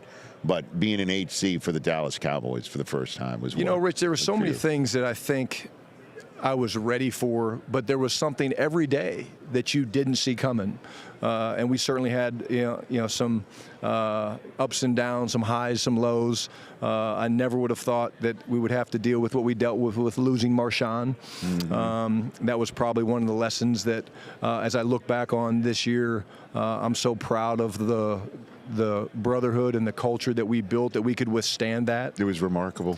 And it was not me. It was the players. It was the strength of the players. It was the connection that we had. But, you know, now that I've settled down a little bit, we had to do the whole defensive search and all that. It's been really good for me to go back, and we do these AARs, after action reports, where you go back and you look at almost every facet of your program, and from the offseason program to the draft to free agency to the coaching search to training camp. There's a ton of lessons learned, man. And what do you take into year two that you feel that you're better at? Probably just, I would say, the overall organization in terms of being involved in all three phases. You know, I think last year we hired Clayton Adams, who's a superstar, by the way, offensive coordinator, but I still felt like I had to get him up to speed on our offense and blend it, and I felt like I didn't do a great job being involved with the defense. And this year I'm going to be much more involved. I'm thrilled about our hire with Christian Parker. I think he's excellent. The staff we put together is excellent. There was a ton of we did 9 interviews in our search for coordinators. Jerry and Steven and Will McClay were involved in everything. We dove into concepts and techniques. I mean, to hear us talk about coverage concepts and Jerry asking questions about run fits and stuff like that was awesome. But I really do feel like being the play caller is something I know how to do. I've done it at a high level. Now me being the head coach and really truly being involved in all three phases is one thing I'm really looking forward to. And what'd you learn about Dak as the HC? Obviously, you were around him before being the HC. You know, as I listened to Brian Schottenheimer talk about this thing with the defense. He's going to be more. It's like, wait a minute, hold on a second. What do you mean you're going to be more involved with the defense? What do you mean by that? This is what you hired Christian Parker for. What? I would think you would have hired Christian Parker so you could actually get in there and focus more on being an innovative play caller. What do you mean you're going to be focused more on defense? It leads me to believe the theory that I've been telling y'all for the longest. I don't believe Matt Eberflus liked Brian Schottenheimer trying to have some input on the defense. And I'm just wondering, even as they keep talking about Christian Parker, if you'll notice some of the things they're talking about with Christian Parker, this seems like things they wanted Matt Eberflus to do, and Matt Eberflus would not commit. They were trying to get Matt Eberflus to run the 5-man fronts. They were trying to get him to kind of run that kind of 3-4 defense hybrid. They were trying to get him to do that. They were trying to get him to blitz the quarterback. They were trying to get him to be, quote unquote, multiple. But Matt Eberflus, love him, like him, or hate him, Matt Eberflus was pushing back on the Cowboys, and I said this even last season, that I knew Matt Eberflus was not going to stay with what the Cowboys were doing, because at the end of the day, that's not what Matt Eberflus had done his entire career. And so for Matt Eberflus to do what they wanted him to do, that would mean that it actually wouldn't be his defense, it would be their defense. And so as I'm hearing Brian say this, what are you going to do in the defensive room? What are you going to do? What do you mean you're going to be in? Is that not what you hired Christian Parker for? It seems to be going along with what I was saying before. I think Brian had a lot of friction with Matt Eberflus, and Matt Eberflus being older, that Matt Eberflus probably wasn't allowing him to really approach him in certain ways, because older, been a head coach before, brought his own staff on, and the proof is going to be in the pudding. I got a strange feeling that Matt Eberflus was probably pushing back on them, saying, y'all don't have the players to do what you're trying to do. Y'all don't have the players to do what we're trying to do. I wouldn't be surprised if Matt Eberflus was telling them this. And that's why, for me, it is paramount. The Cowboys better get Christian Parker players. The Cowboys better get Christian Parker players. And I'm starting to hear, I'm hoping I'm not hearing what I think I'm hearing.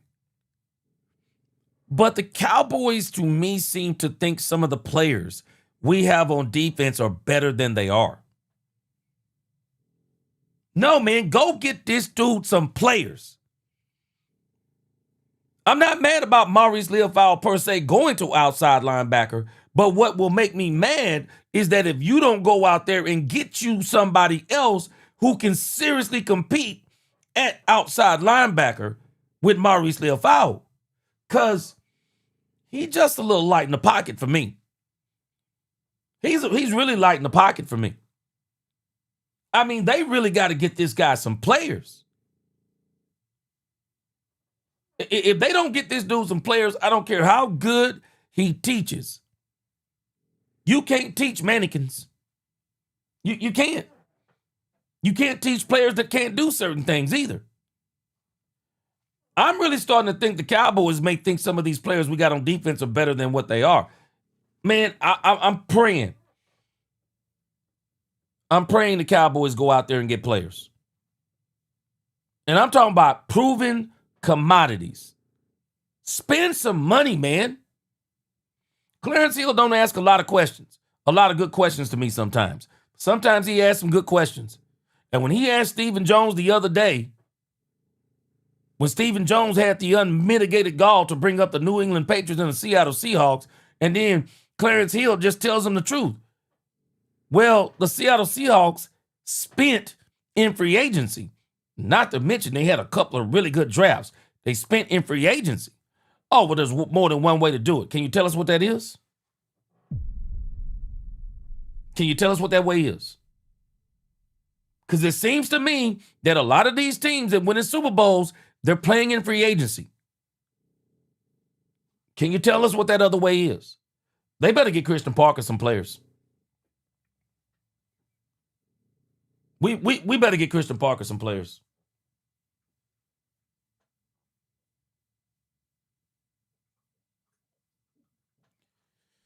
Najee Nightingale, he says, so we're supposed to make both GP and Aubrey one of the highest paid at their positions, plus sign multiple free agents.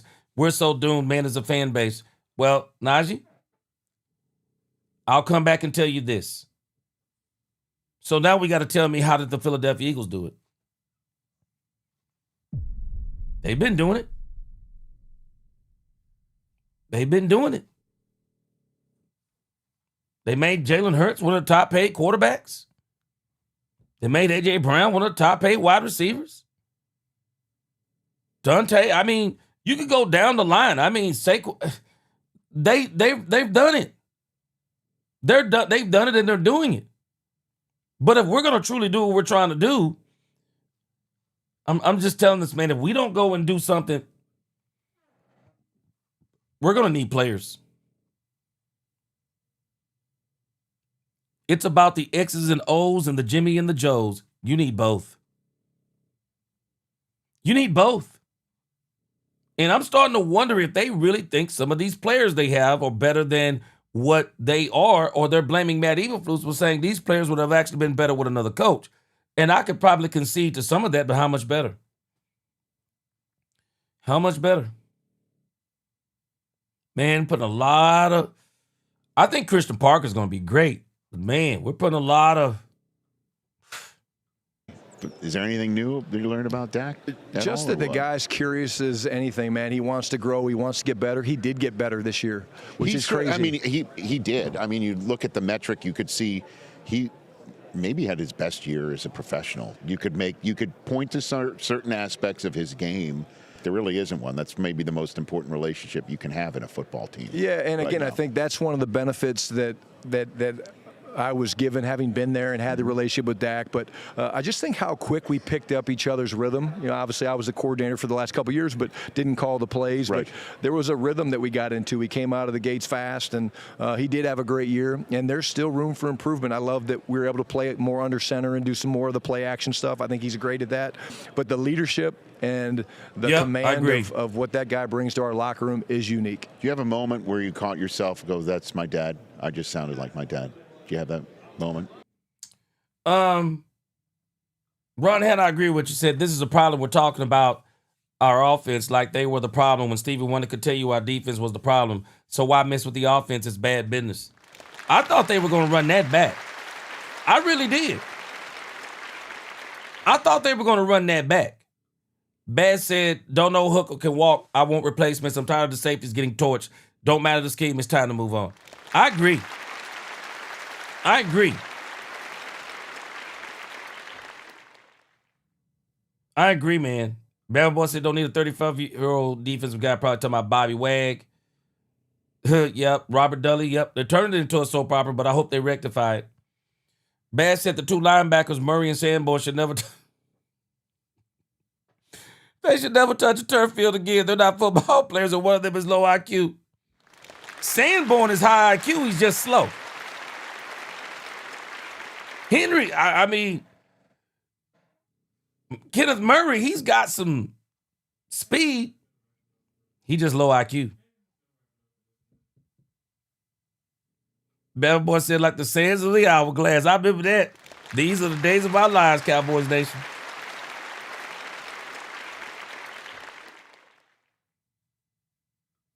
Bass says, so that leaves two safeties and two linebackers, 4 players. We can attain that both in draft and free agency.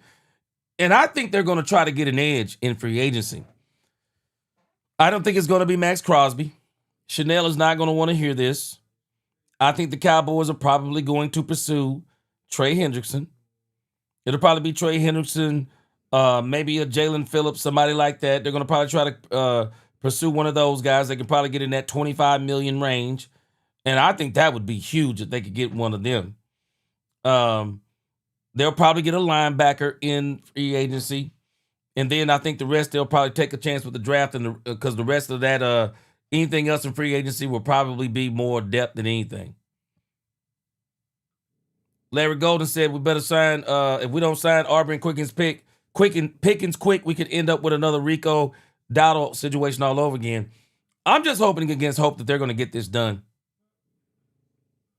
I'm just hoping against hope. Yeah, Kevin Edwards, what's going on, my brother? Rich is a good watch. He really is. Ever? Probably when I cry in front of the Your control, right? Like you talk about controllables, and you're in a position where you're a control freak. All head coaches are. Yeah.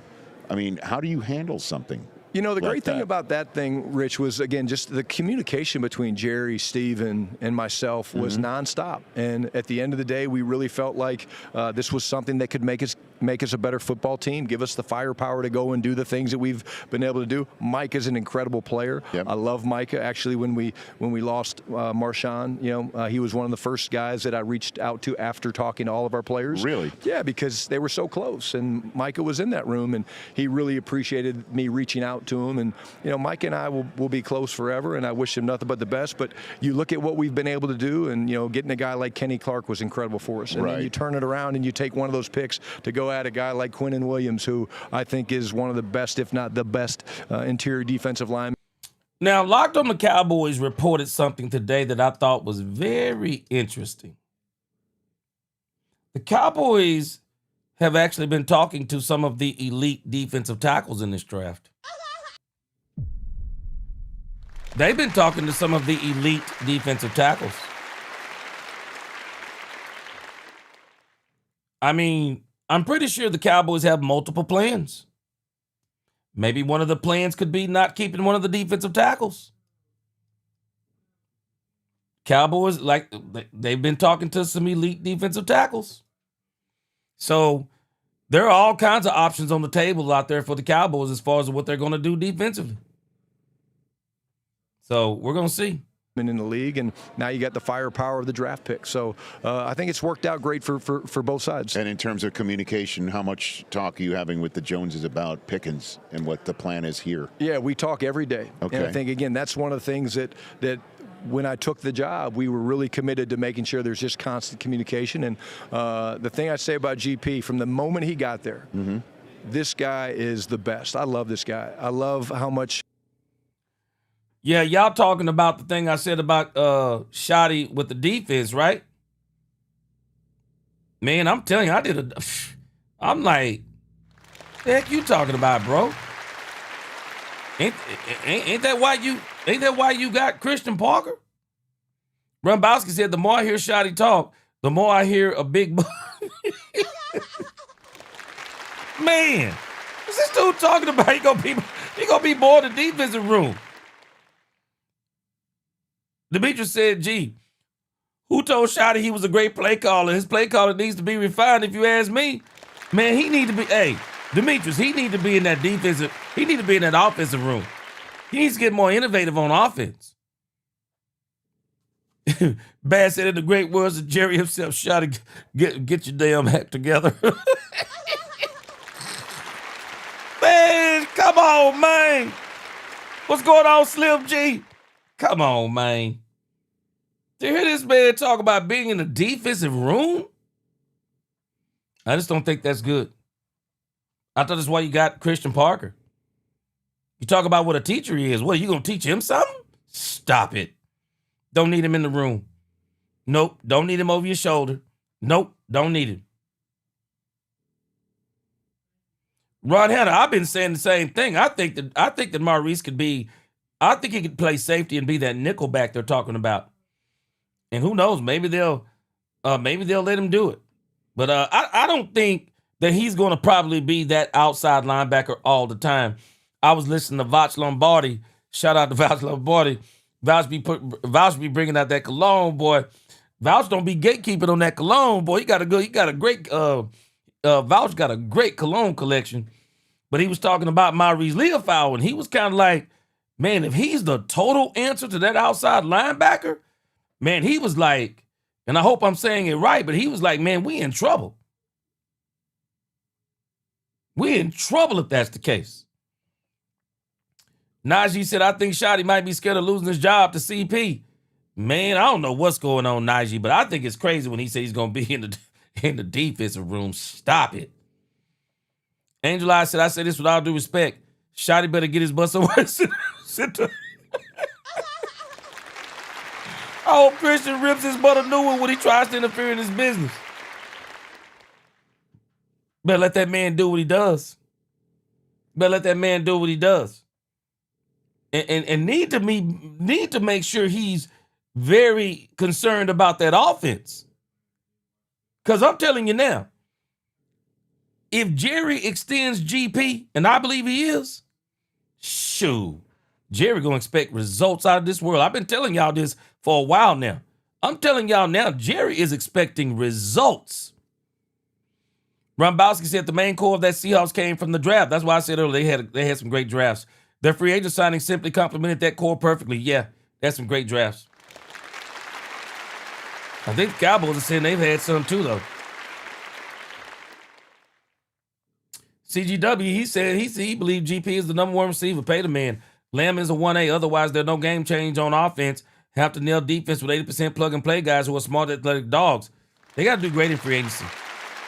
I'm sorry, they do. They have to do great. Najee, you're right. The Eagles have drafted well, too. They've drafted well, too. And Najee, you think about this. You want to know why Devontae Smith? You want to know why Devontae Smith gave the Eagles a discount? Because they were a Super Bowl team. They were a Super Bowl team. That's why Devontae Smith gave him a discount. Because Devontae loves what Howie Roseman does, and he still considers them to be a Super Bowl team. I mean, the Eagles, as terrible as they are this year, I mean, they're just 1 year removed from the Super Bowl. And from what we've seen, skip a year, go a year. Skip a couple of years, maybe 3, and go back. So we're going to see what they do this year. And every year they're talking about Sirianni playing for his job. Maybe that's why they done went to 2 Super Bowls. Maybe that's why they've been to 2 Super Bowls. Because every time you look up, they talking about Sirianni's job is in jeopardy. Sirianni's job's in jeopardy.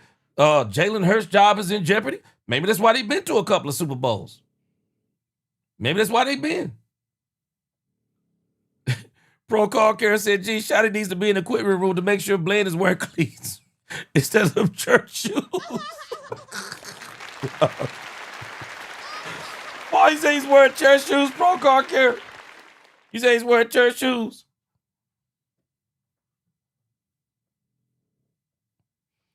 Derrick Rose, I really don't know what that means. I'll be honest with you. I just don't know what that means. I'll be honest with you. I don't know what it means. Don't make sense to me, though. Fun he has playing the game. I know how much he loves football, and I expect George to be. Yeah, this is him talking about George Pickens. That when I took the job, we were really committed to making sure there's just constant communication. And the thing I say about GP, from the moment he got there, this guy is the best. I love this guy. I love how much fun he has playing the game. I know how much he loves football, and I expect George to be on our team for a long time to come. Okay, we like that. We like hearing that because boy, did he ball out.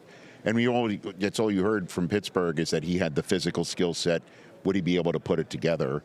How were you able to connect with him to get the most out of him? Well, I think that was the thing. You know, when I first met GP, he came up to my office. You know, we made the trade, and I have a basketball hoop in my office, and I like to bring the players in there and see who the competitors are and who can shoot. Right. And I beat him.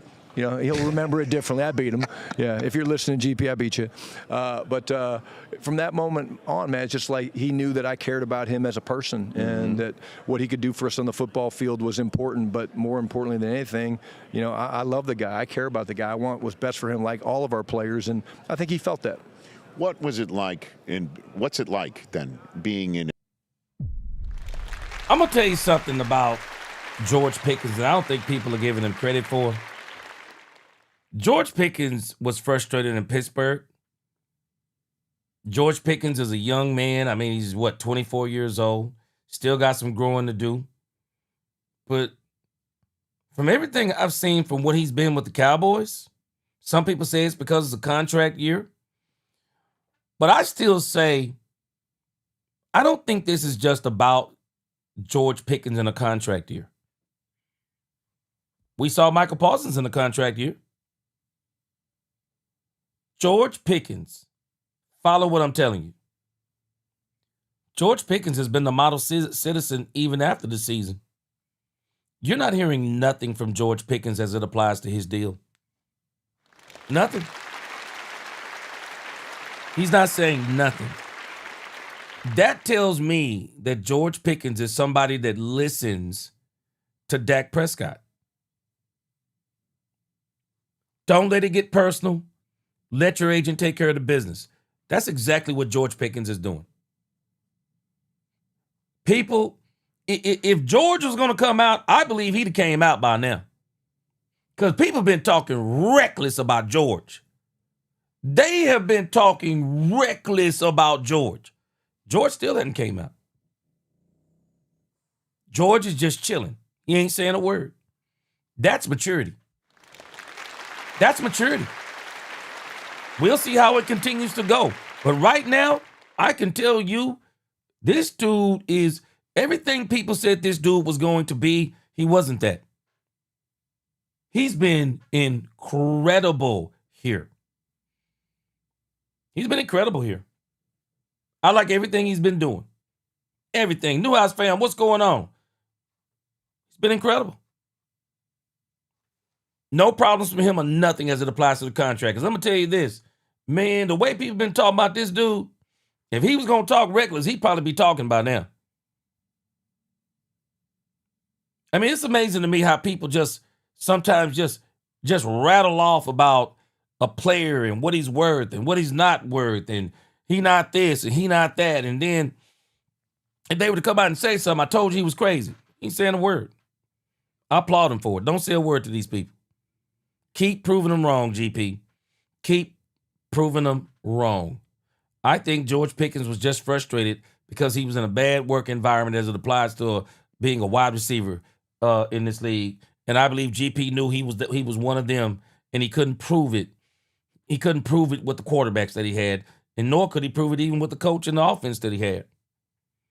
Bama Boy said, I love GP's contested catches. Remember when Lamb was out? That went well for GP. That was the tipping stone. Exactly. I agree with you. Renan Zanguini said, if GP3 renews his contract, mark my words, he will be one of the leaders of this team. I think he already is. Kevin Ellis, Pickens had a huge influence from Dak. I'm telling you, man, Dak, he has really listened and bought in. And I think he's doing everything he's supposed to do. Everything he's supposed to do. I love it. I absolutely love it. In Jerry Jones's office for an interview to be the head coach of the Dallas Cowboys. Well, it's funny. Let me just tell you how I see it. Yeah. And then you tell me how far off I am. The lights aren't completely on. They're dim, okay? There might be a candle lit around here for, to add a little bit of mystery to it, and that he's sitting behind a desk, you're sitting in front of the desk. Am I far off? I don't want to ruin your dream, but no, that's not how it was at all. Oh no! Yeah, I mean, so I didn't want to crush your spirits, but that's not how it was at all. I appreciate you being straight up honest with me. That's who you are, Brian Schottenheimer. I get it. I am. It's not like that at all. No, but it was very thorough. Okay.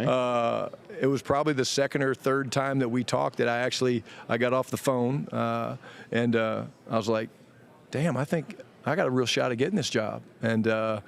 But the conversations were great. The conversations were seamless. The direction that my beliefs and my philosophy, yes. He was very excited about my ability to communicate, my ability to connect with the players. It was really seamless. And I do think that was part of the benefits of him seeing me around the players and on game day and after games, not just after wins or losses, as a coordinator leading the guys and giving direction or giving advice or consoling these guys. Mm-hmm. I think that was a big part of it. But it was in the boardroom. The lights were on. Okay. It was a little no candles. No candles. No voters? Actually, if I had one complaint, yes. was after about 6 hours, I got a little hungry. And they had salads, so I went and got salads. A little salad, yeah. Because when you're interviewing, you can't have food coming out of your mouth and stuff like that. So yeah, we had salads. What is it? A Caesar? What type of salad? Caesar, yeah. Look at that. Look at you. See, I got that right. You're back. You're back. I'm back. Before I let you go, what can you allow about what your thought process for your first round draft choice is going to be? Yeah, again, everybody wants to point the picture at defense, and certainly we've got more holes on defense than we do on offense. Okay. But I love the process. I love the conversations that we've already got started with Jerry and Steven going through the draft board. I love this time of year. Like, I love getting in the room with these guys and watching them talk ball, because you can see the guys that get real passionate about the X's and the O's, but even their brothers, they talk about their teammates and, hey, this is so-and-so. I think this is the best part of it. But, we're going to go through the process, man. And again, is defense going to be the only thing that we draft? No, but we certainly have a number of positions that we want to address, and in the premier positions of defensive football. Okay, I like that. Yeah, you met TJ, my guy TJ, right? Yeah, TJ and I are very close. Come on out here real quick, TJ, before I let him go. I know he's got to get going. TJ is a big Dallas Cowboys fan on the Rich Eisen show. Flag? I live with this man almost every day professionally. You got a quick question for the coach before I let him go? I do, not in all 22 or anything like that, Coach. It's more about you. Okay. I know you got your first gig in '97, 28 years it took you to get to this point. Like, personally, how did that make you feel? What is the validation, the fact that you put in all this hard work? And I'm sure there were jobs that passed you by that you didn't get. Are you trying to get him to cry? Well, no, I think he's trying to take your job, because I would rather talk to you, actually, than Rich. Well, let's talk about it. Well, he's a bona fide Cowboy fan. I thought you'd get that. But it is a great question. Okay. And so, I got a second part that might make you cry. Well, I mean, we might run out of time, but that's for you guys to decide. That's for you guys to decide. But here's what I would say. I thought it had passed me by. Really? I really did. Yep. I think when we won the division in Seattle in 2020, and we set the record for most points scored in franchise history, and Pete and I kind of agreed to go our separate ways, which happens in this business. And I wasn't getting looks from other teams. I kind of thought it had passed me by. But what it proved to me and what it showed me was you're always being evaluated. 4 years ago, I was a consultant in this organization. And now I'm 1 year into my head coaching regime there. A lot of room for improvement, but be who you are all the time, every day, and you will get noticed. That's what's up. And also, I noticed that you carry a card of your dad, Marty Schottenheimer, with you on game day. Like, now he is trying to get me to cry. Just like, what would that, how do you think that he's feeling? What would he say to you in this moment, man? Oh, man. I think of him every day. I really do. I think of him every day. I carry him with me on game day. And good times and bads, I hold on to the card. But he's proud. Yeah. And here I go. And I see his picture up there. Yeah. What I remember is he was a legendary coach, but an even better father. Yeah, he's a good man. And I'm the same way as you. I'm a crier. Jake Ferguson's yelling at me right now from TV saying, Schotty, stop, hold it together. Me too, man. But yeah, I worked in LA for 20 years. I always wanted to do something like this. 20 years, I was always behind the scene. He took a chance on me, and he put me and gave me the shot that I had. What's happening now, man? I know. So when I got to learn about you when you got hired, this was part of the story, and it just resonated. So I just wanted to tell you that, man. That, I'm excited for you, and I'm happy. And, man, let's do this. TJ, let me say this to you, man. People. This business and life in general is about people. Yeah. And the way you talk about Rich is the way I hope my players talk about me. It's how I talk about my family, and certainly how I talk about our players and coaches. So thank you. I love it, man. Brian Schottenheimer, good luck to you and your two bad. Thanks, man. Sorry I brought TJ on to make you cry. I thought he was going to basically say, when are we getting to the championship game? When are we doing this? He took it easy on me. Well, we know championship game's coming. I'm not worried about that. Yes, it is. Yes, it is. Now, let me give you the other part of this. As much as I love everything they just said, this is what Schotty's going to have to understand. We love all of the camaraderie. We love all the family stuff. We love the the Marty Schottenheimer connection. We love all these sentimental stories. But that's not why you're the head coach of the Dallas Cowboys. That's the cold hard facts. I preach sermons sometimes, and I'm telling you, they really get to me and they get to people a lot of times. But I understand something. God didn't call me to cry. I'm to preach. I got a job to do. It's not my job to appeal as much to the emotions and the feelings of people, but it's for me to change the minds of people by the word of God, because that's the thing that truly changes their mind. I'm not saying that the delivery doesn't help, but at the end of the day, for as much as I believe Brian is good with people, great communicator, bro, you got to train. You got to get that to translate into championships.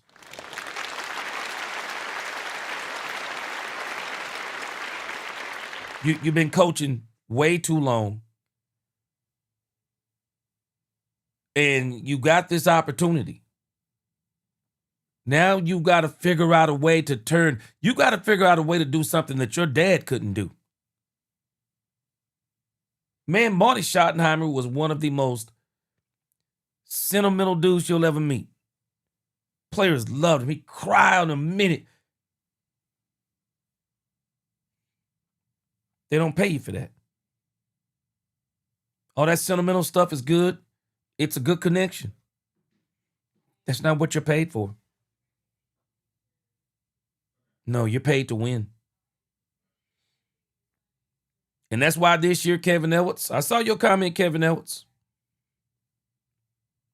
I'm not mad at it either. I know exactly what you're talking about.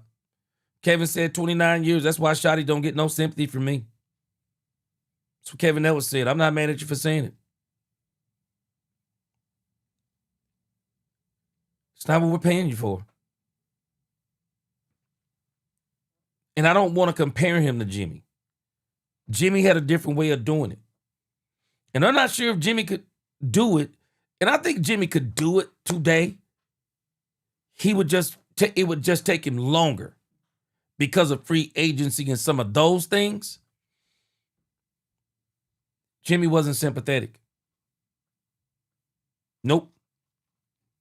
I'm not saying that Jimmy wasn't sympathetic as in he didn't feel for people. But when it came to playing this game, no, all that went out the window.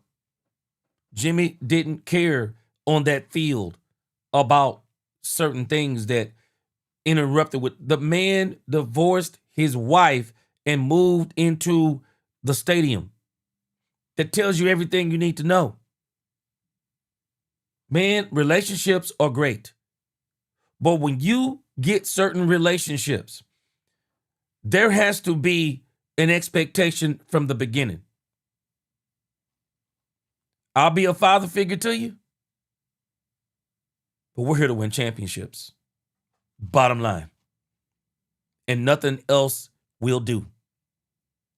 Nothing else will do. All these brownie points for all of this sentimental stuff is great. That's not what you're here for. You're here to win championships. Bottom line. Bottom line. I know we live in this new age. We live in this new age about show your feelings. Man, I'm going to tell you something. Wipe them tears from your eyes. Wipe them tears from your eyes. Lift up your elbows and your knees, and you keep on going. It's championship time, bro. It's championship time. No more sentimental stuff. It's championship time. Because when it's all said and done, nobody's going to be talking about the culture and the camaraderie and this and this and this. All they're going to talk about is the fact you didn't get it done. Put up or shut up, bro. It's put up or shut up. The Bible says, quit ye like men, meaning that men don't quit. It's put up or shut up time, man. I love don't get me wrong, I love the father figure stuff that you know, because some people, they need some of that, but they also need some tough love. Hey, man, we here to win. And nothing else will do. Nothing else will do. And Schotty, man, he got to win this year and next because I'm telling you, man, he is going to be under some serious scrutiny if he doesn't. And that's why I want Jerry, man, stop all this nonsense. Get this man some players. Don't you dare let George Pickens leave this team. Don't you dare let George Pickens leave this team. I'd even dare say, don't you let Brandon Aubrey lead this team. You get this man a defense and help him to do what you said he can do and what he believes he can do. Man, X's and O's and Jimmy's and Joe's. You got to have both. Got to have both. Looks like some other news is coming down since I got on here. I don't know if it's news. First time I saw it. Says the Cowboys plan to place the second-round tender on offensive lineman T.J. Bass. Man, I tell y'all this. I believe T.J. Bass, if that's the case, man, T.J. Bass is as good as gone.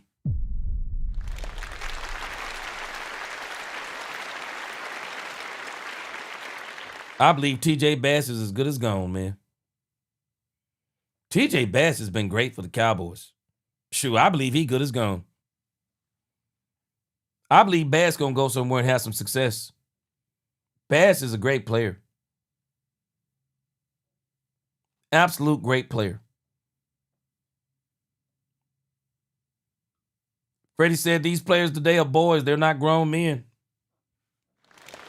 Yeah, a lot of this stuff comes with some of that crazy, this new era, man. It's different out here. Newhouse family, I said I want Schotty to be aggressive in his plays. I do too. CGW, yes, sir. Get it done or else. We need leadership. We don't need a therapist. I mean, if it's therapy, then just go back into the consulting business for the Cowboys. Nah, man. It's time to win, bro. It's time to win. Got to show some improvement this year. Kevin Edwards said, you're right. We only had 7 wins. My opinion, if the defense didn't give up 30-plus points, we easily make the playoffs. Well, you got the defensive coordinator. Now they got to get him the players.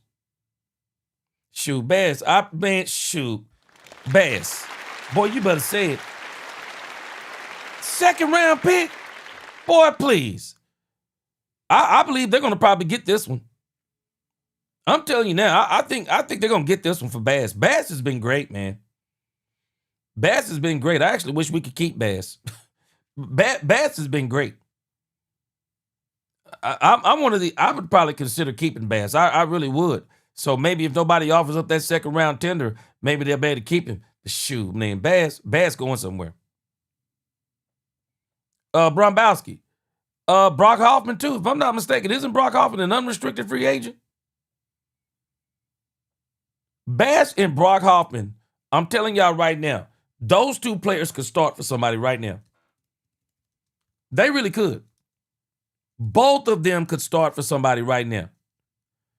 I didn't know if he was a free agent or not. Okay, he's not a free agent. The Cowboys signed a 1-year tender. He signed a 1-year tender with Cowboys in 2025. But I'm wondering, when does this expire?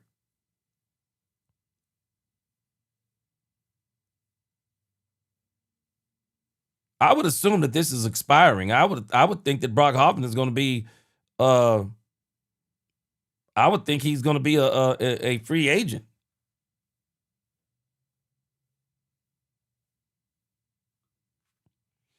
Let me see something here. They're talking about Brock Hoffman over here.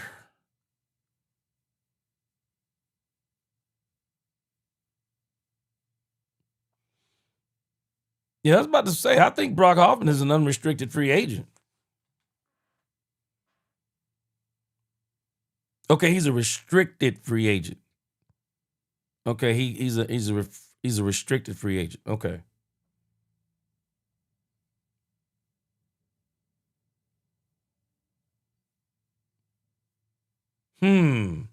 Yeah, the Cowboys got him because of the deal that they signed him is why they still have the rights to him. Interesting. I think they still got to extend him though, so we'll see. 5 points of the star, man. I'm telling you right now. Ooh.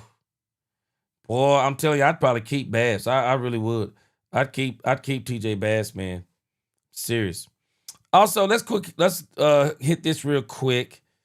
Ty Smith.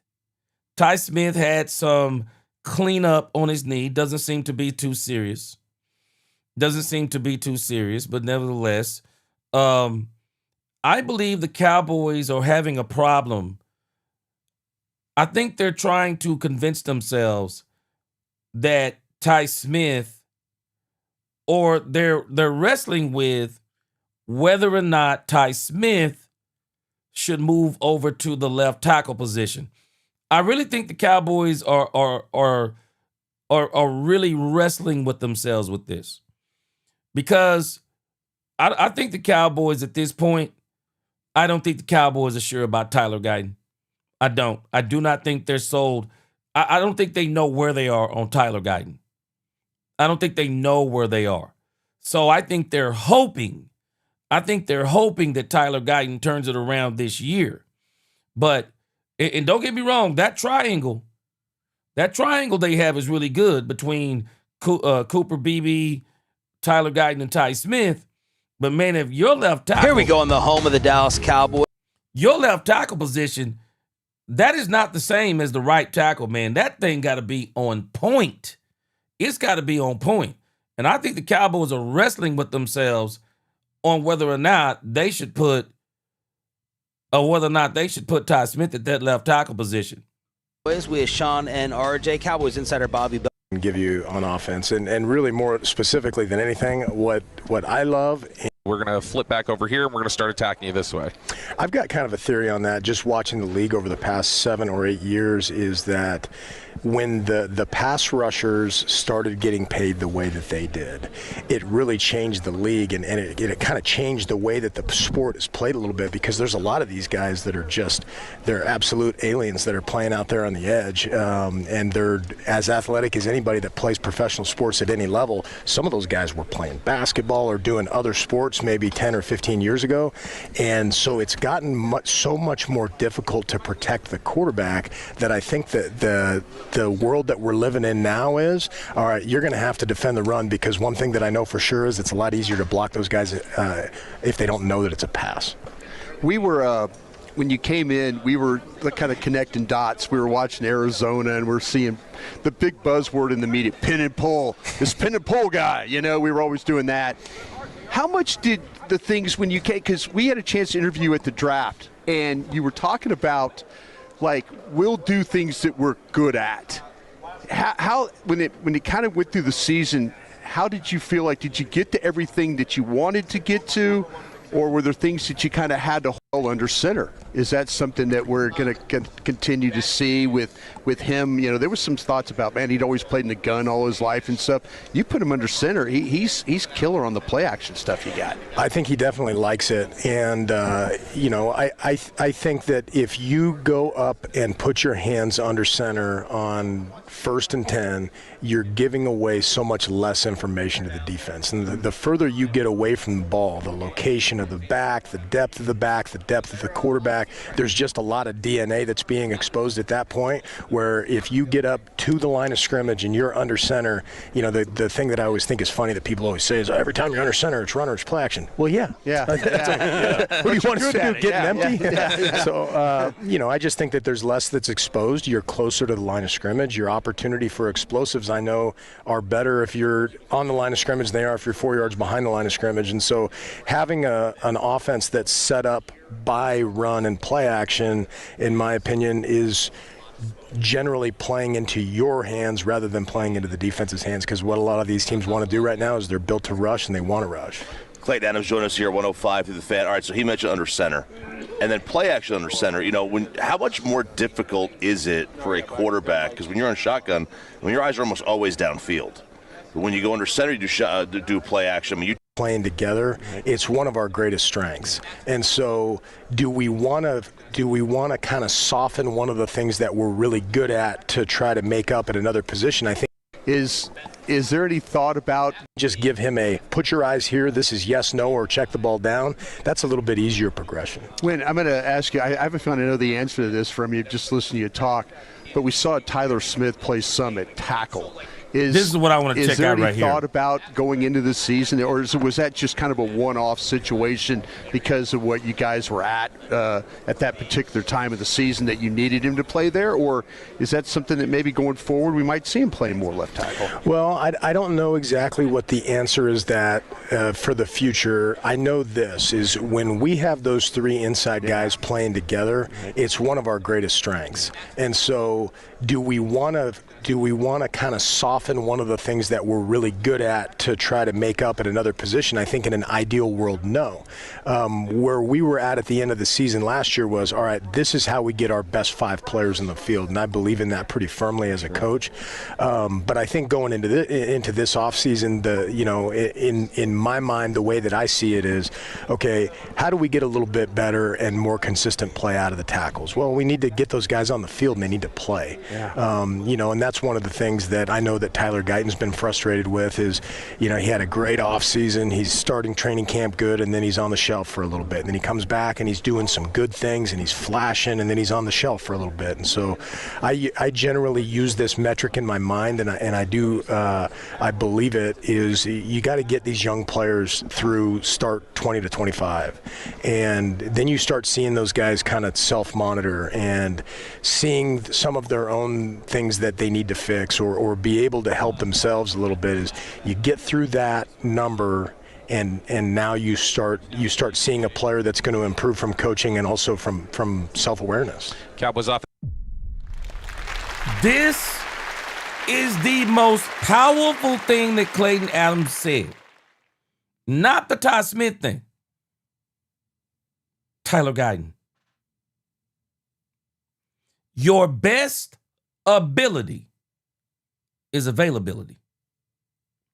One of the things that continues to hold up Tyler Guyton cannot stay on the field. Period in the story. That's the argument about Tyler Guyton. So when do you get to the point? When do you get to the point on a player that you start realizing that he can't stay on the field? This is Tyler Guyton's biggest issue.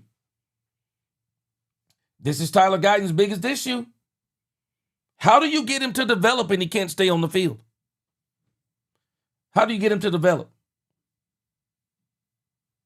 This is a problem. So the less he's on the field, that means the longer you got to wait on him to develop. How long do you wait?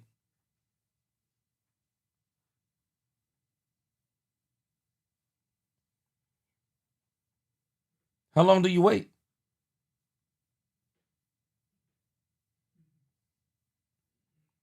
It's a great question. How long do you wait?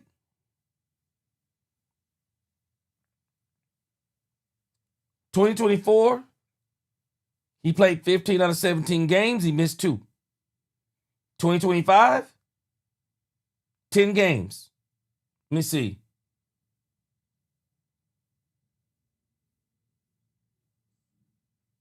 I think he played 10 games maybe in 2025. He's missed 8 games total. Not to mention training camp, injured twice. Your best ability is availability. Nobody wants to hear about potential, because understand what potential is. It is unachieved success. Bottom line, it's unachieved success. You don't win on potential. You do not win on potential. When you tell me somebody has potential or something has potential, that means they're not achieving what they are supposed to be achieving. Man, I'm telling you, Cowboys really got to think about this. And we may say 8 games is not a lot. Man, 8 games is a lot. Plus when you count training camp. How do you keep him on the field? How do you keep a player on the field that keeps getting injured? How do you do it? I just don't understand how do you do it?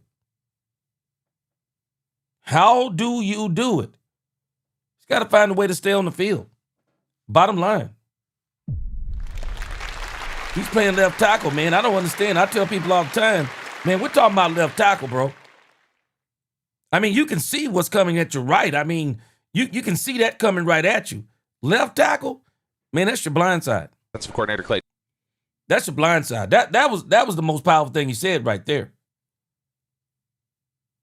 You have got to get this guy to stay on the field. You're talking about getting him to 25 starts. I mean, that literally requires you to basically be healthy for what? 2 straight seasons. So he's not going to hit his 25th game, if I'm not mistaken. What is that, 34 games? He's right at 26. He's just going to be hitting his 27th game in his 3rd season.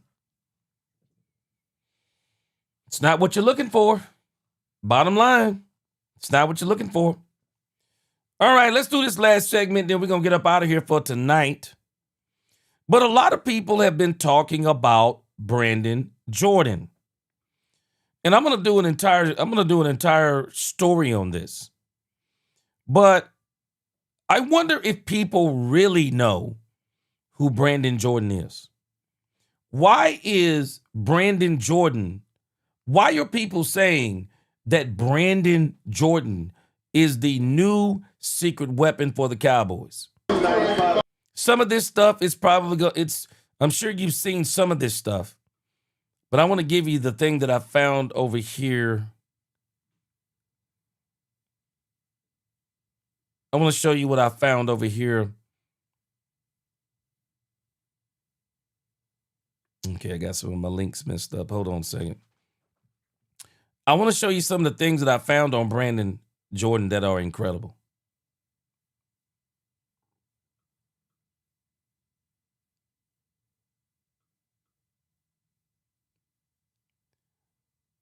Look at this photo right here. It's incredible.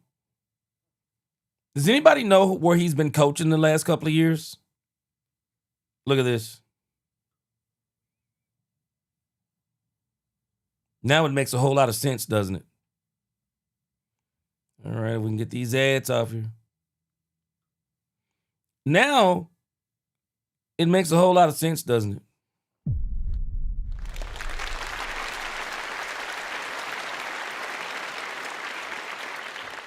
He's been with the Denver Broncos the last 2 seasons. 2024 franchise sack record. Led the NFL in quarterback pressures, 430. Led the NFL in quarterback hits, 141. Led the NFL in sacks, 63. Oh, you thought that was a great season? He said, hold my drink. I got work to do. Last season. You want to know why the Denver Broncos were basically Bo Nix away from going to the Super Bowl? Probably should have been them rather than the New England Patriots. He came back in 2025 and his encore was even better. He set the franchise record again for sacks. Led the NFL again in quarterback pressures, 433. Led the NFL again in quarterback hits with 173. Led the NFL again in sacks with 68. Incredible. Incredible. Wow. Incredible. The Cowboys have brought in a monster. He's going to, I'm telling you now, if he can't get your guys to rush the passer better, shoot, man, you need to replace these players. This dude, Brandon Jordan, is something, man. His track record is crazy, man. This dude track record is crazy. If there is one coach I'm excited the Cowboys got, man, it's Brandon Jordan. Brandon Jordan is the man. He absolutely is the man. And let me pull up something else. I got a couple other things on him. A couple of the things that I pulled up on him. Check him out right here. See.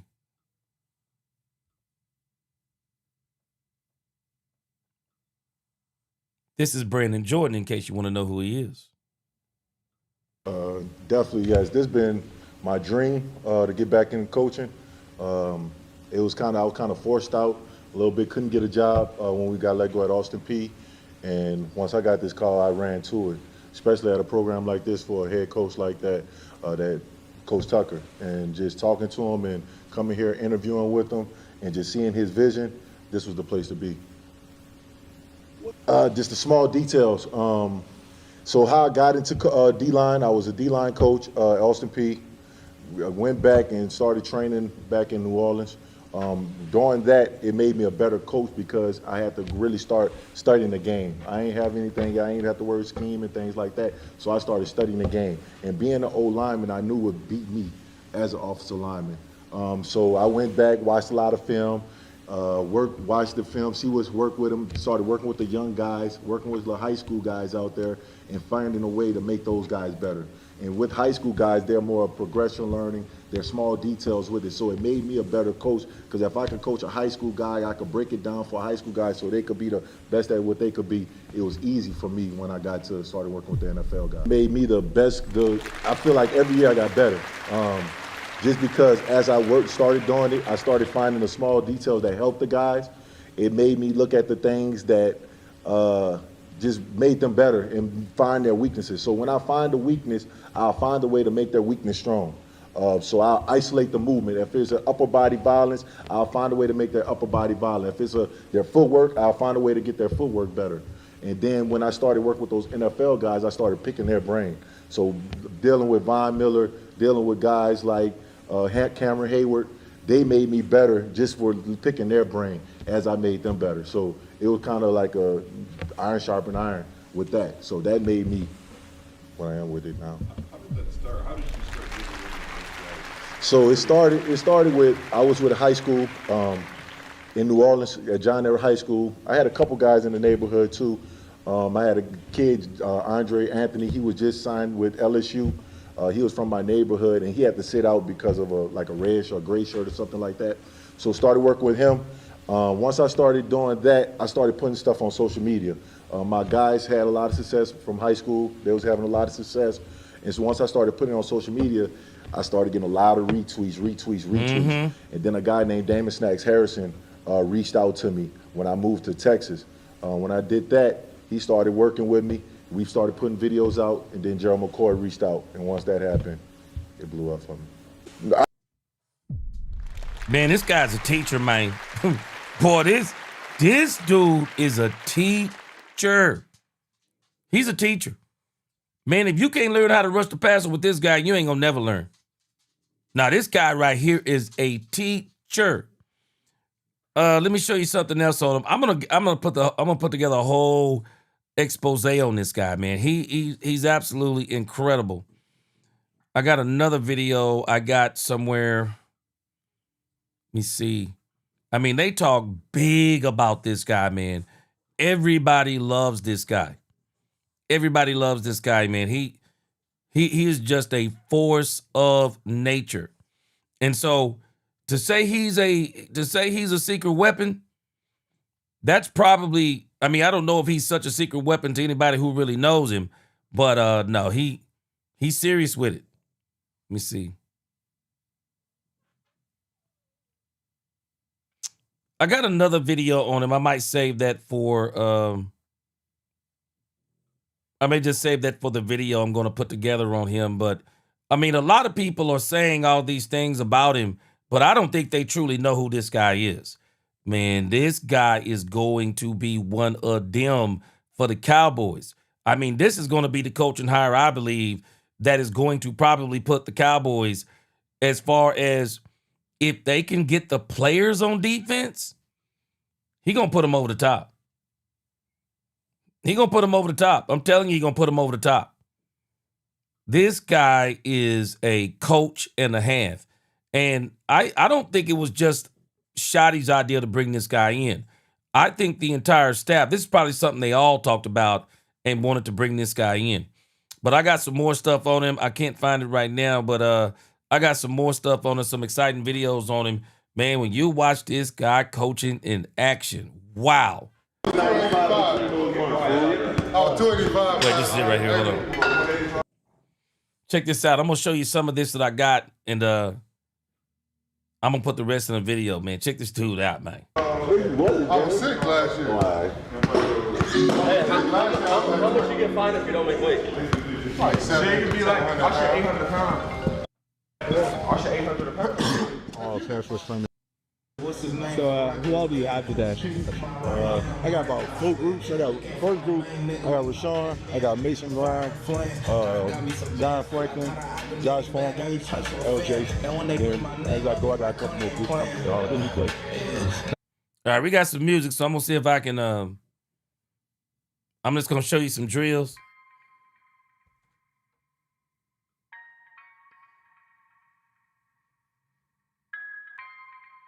Yeah, he's serious with it, guys.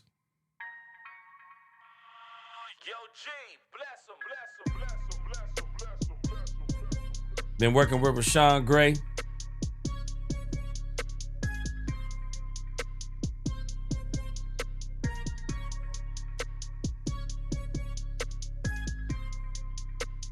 Yeah, he a teacher, boy.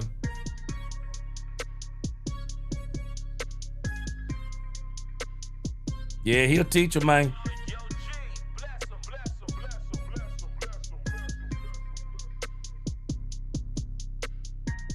And the crazy part is, man, you can look at film on these guys, and what you're seeing right here is exactly what you see these guys do in the game.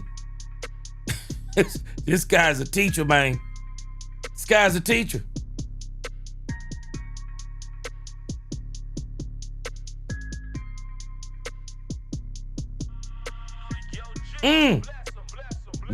Man. That looks like something minor. That's major, though.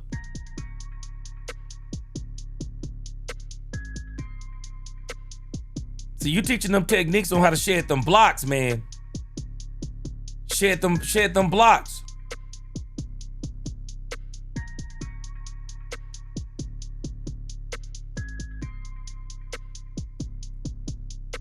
See, the thing is, last year, I forgot the guy who we hired for the offensive line. He came in and did some things. You know, the Cowboys just kind of worked with him. No, they hired this guy, if I'm not mistaken. He's going to be on the sidelines every week. So this guy here, man, this guy is going to be an asset, man. He is going to be an asset. Great teacher, though. Technique.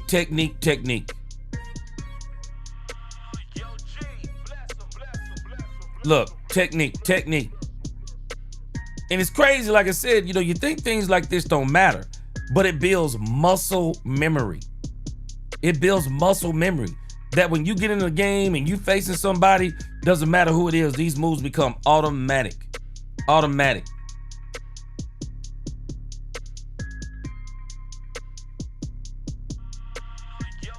mean, he's steady teaching. He puts together a camp every year. But now the Cowboys got him.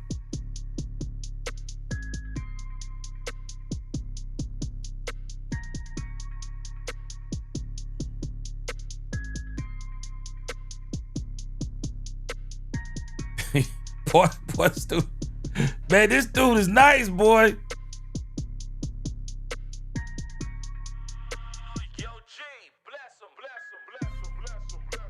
Teaching them boys how to do them, boy. Teaching them boys how to do that Bruce Lee, Chuck Norris, boy.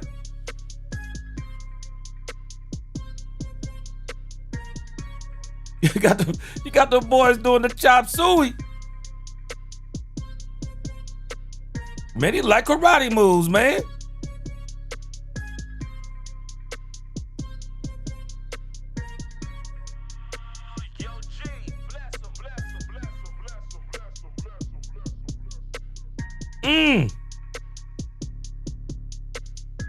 That man teaching, man.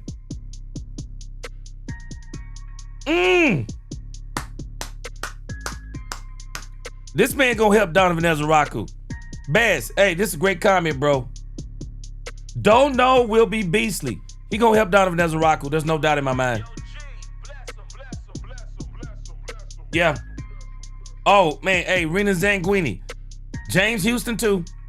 James Houston is gonna take another step. Man, I'm gonna tell you something. I think James Houston's gonna turn out to be a great pass rusher. I believe he's going to turn out to be a great pass rusher. Cowboys going to be having a problem with him in another year.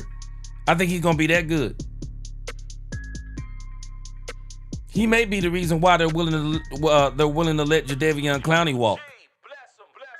You know, they're saying that he may not fit the Cowboys system, which really is disheartening for me. But if that's what Christian Parker wants, that's what Christian Parker gets. Demetrius Noel says burst the budget is all talk. Well, we're going to see. We're going to see when it comes down to the nitty gritty. The coaching staff is the only upgrade we're getting on this team. Demetrius, I'm going to hold out hope. I believe they are going to get some players. I believe they're going to get some players on defense. I just don't want them to lose players on offense. I don't want them to lose Pickens. I don't want them to lose Brandon Aubrey. And I definitely don't want them to lose both TJ Bass and Brock Hoffman. But again, man, I'm telling you something. I got a video I'm going to put together on this dude, Brandon Jordan. But boy, this guy is a teacher.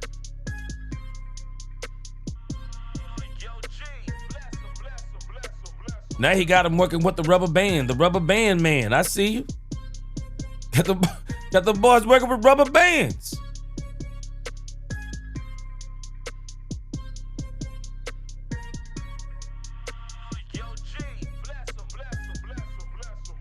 Yeah, he nice with it. I'm glad the Cowboys got him, man. I am so glad the Cowboys got this guy.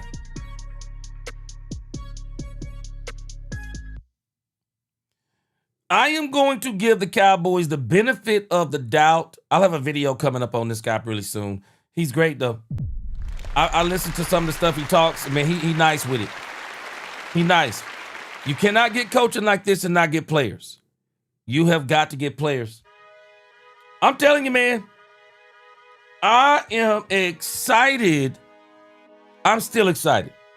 I'm hoping a lot of this stuff is going to just dissipate. I'm hoping the Cowboys get this Brandon Aubrey deal done. I just don't think the Cowboys are going to let Brandon Aubrey walk. I want the Cowboys to get this Brandon Aubrey deal done. And I want the Cowboys to get this George Pickens deal done. We do not need these two players to walk. We need those two players on this team. We do not need to subtract from this team because we don't know how long it's going to take the defense to get it together. So the one thing we want to do is we want to come out hitting on all cylinders.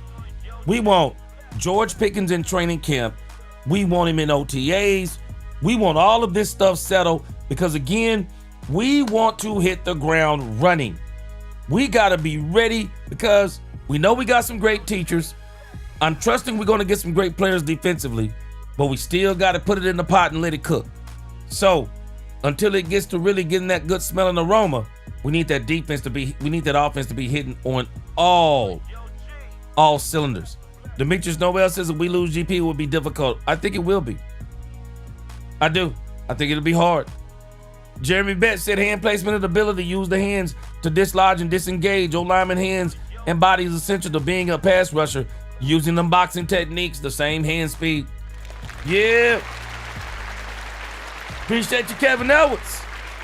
We're going to be back at it tomorrow. We'll probably focus on some of the draft picks, some of the guys at the combine the Cowboys have talked to, and we'll focus and we'll listen to see if there's any other stories come out. But I'm excited.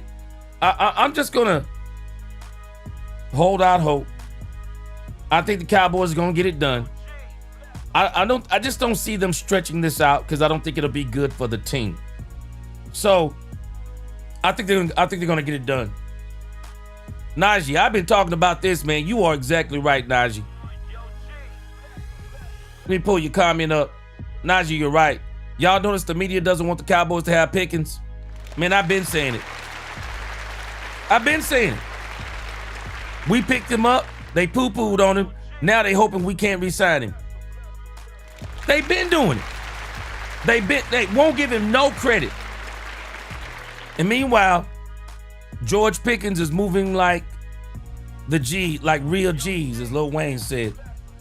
Real G's move in silence like lasagna, like the G in lasagna. Keep moving in silence, GP. Don't fight in the court of public opinion. Let your agent do what he do. I'm hoping next week we have deals for both of these guys, Brandon Aubrey and George Pickens, and then we're going to be on our way. Man, I appreciate y'all rocking with me tonight. I'll be back tomorrow. It'll be Friday. We'll be talking more Cowboys. Until the next time, TC4L, God bless. Let's talk Cowboys and we talk facts. Peace.